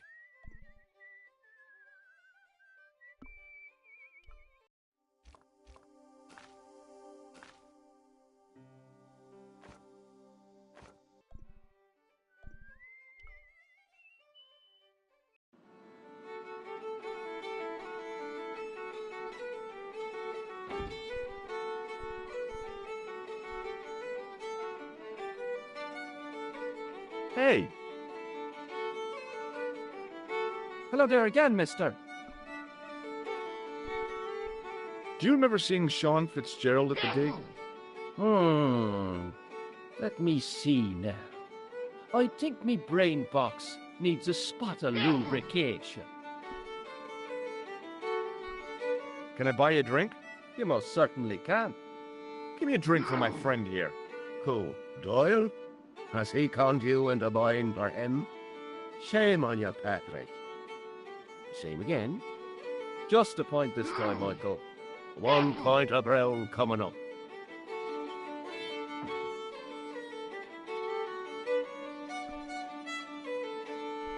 Do you remember Sean Fitzgerald now? I can picture the scene as if it was only last week. Come to think of it, it was only last week. Fitzgerald was there all right. Him and a bunch of students. He was speaking with the boss man.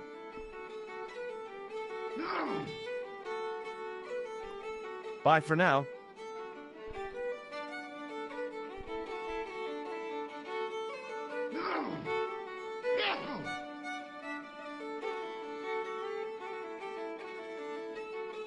Hello. Doyle told me you definitely worked at the dig. You don't believe him, do you? Patrick Doyle is a moron and a scoundrel. Even so, he saw you talking to Pegram. You can't prove that, mister.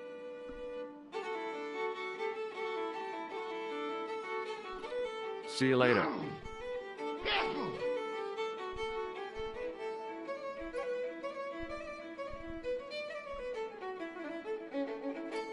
Excuse me. Yes, sir? More beer over here. Yes, sir.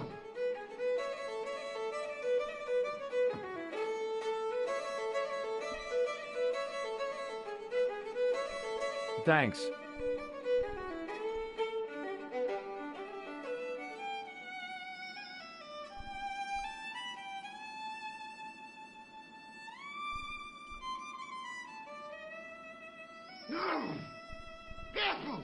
Excuse me. Yes, sir? I don't want anything. Just give me a shout when you do. Hey! Hello there again, mister. What do you think of this towel? Now, there's a fine piece of cloth if ever I did see one. Such craft must surely come. I found it on the... I thought it looked familiar. Bye for now. Excuse me, Mr. O'Brien. Hello there.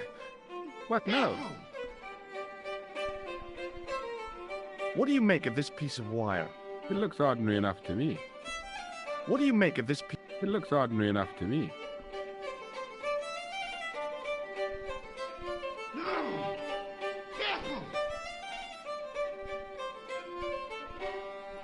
Goodbye for now.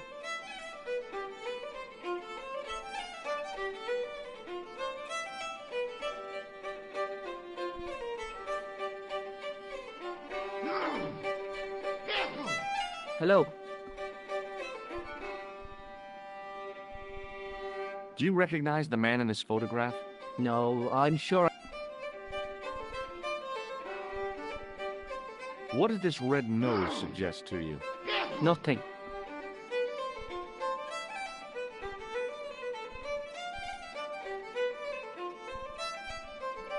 See you later.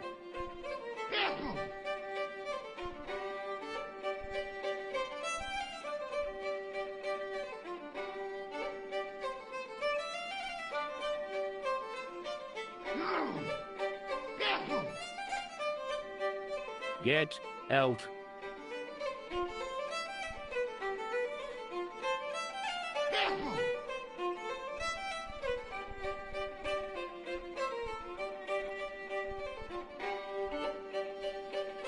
Get out.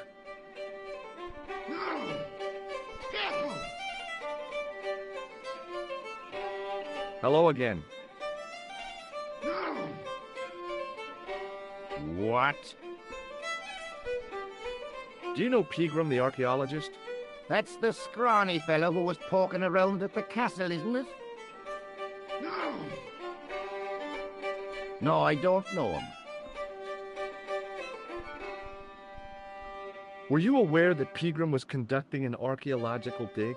I don't meddle in other people's affairs. They don't interest me. Do you know where I can find Pegram? I told you, I never heard of him.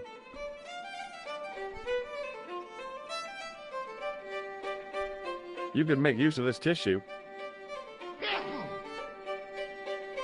Never use him.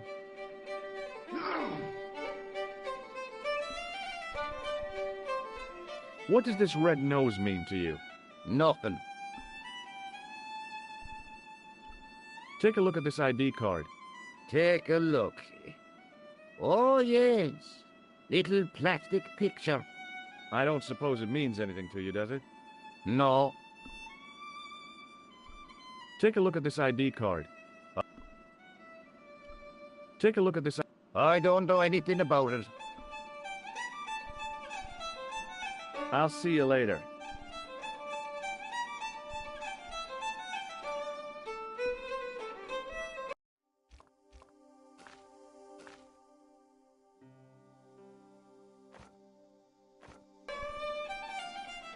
Hello.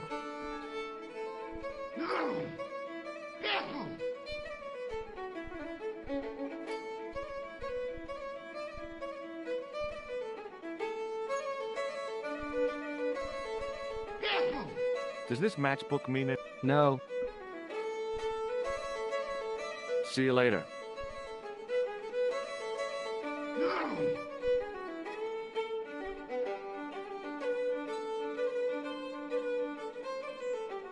He wasn't listening. Excuse me, Mr. O'Brien. Hello there. What now? Oh, nothing.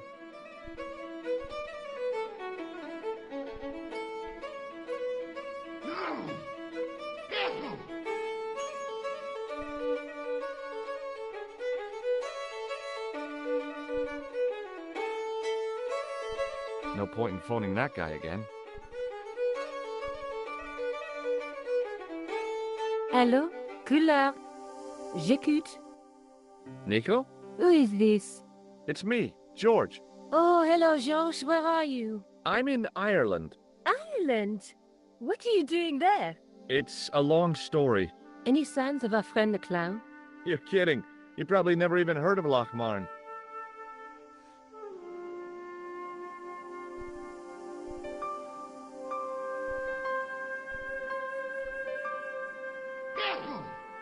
Hey!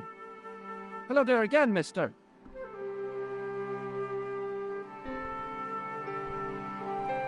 Oh, nothing really.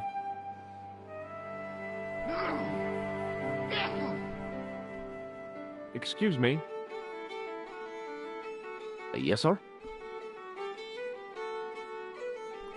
I don't want anything. Just give me a shout when you do.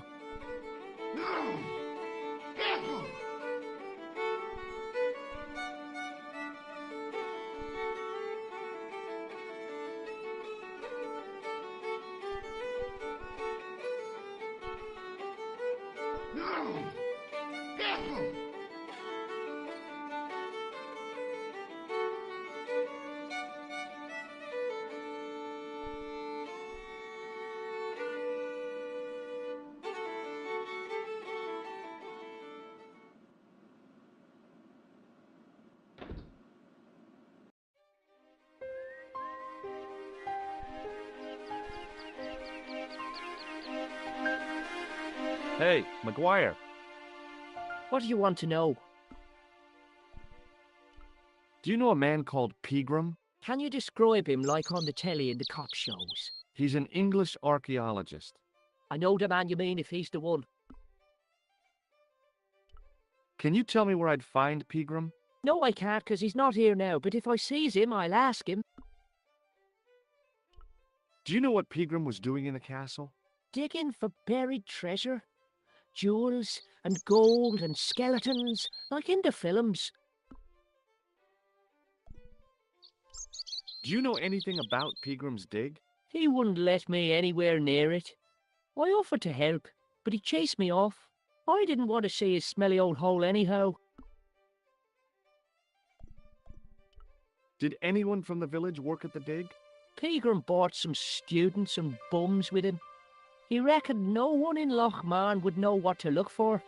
The only local guy who worked for him was Sean Fitzgerald. Fitzgerald says he's never been anywhere near the dig. He's having you on, mister.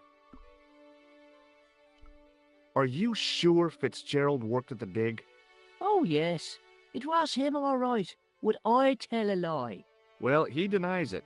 I saw them together only last night. I wish you'd told me that sooner. What were they doing? Pegram gave Fitzy a box. He didn't look too happy about it. I knew it. But how am I going to persuade him to part with it?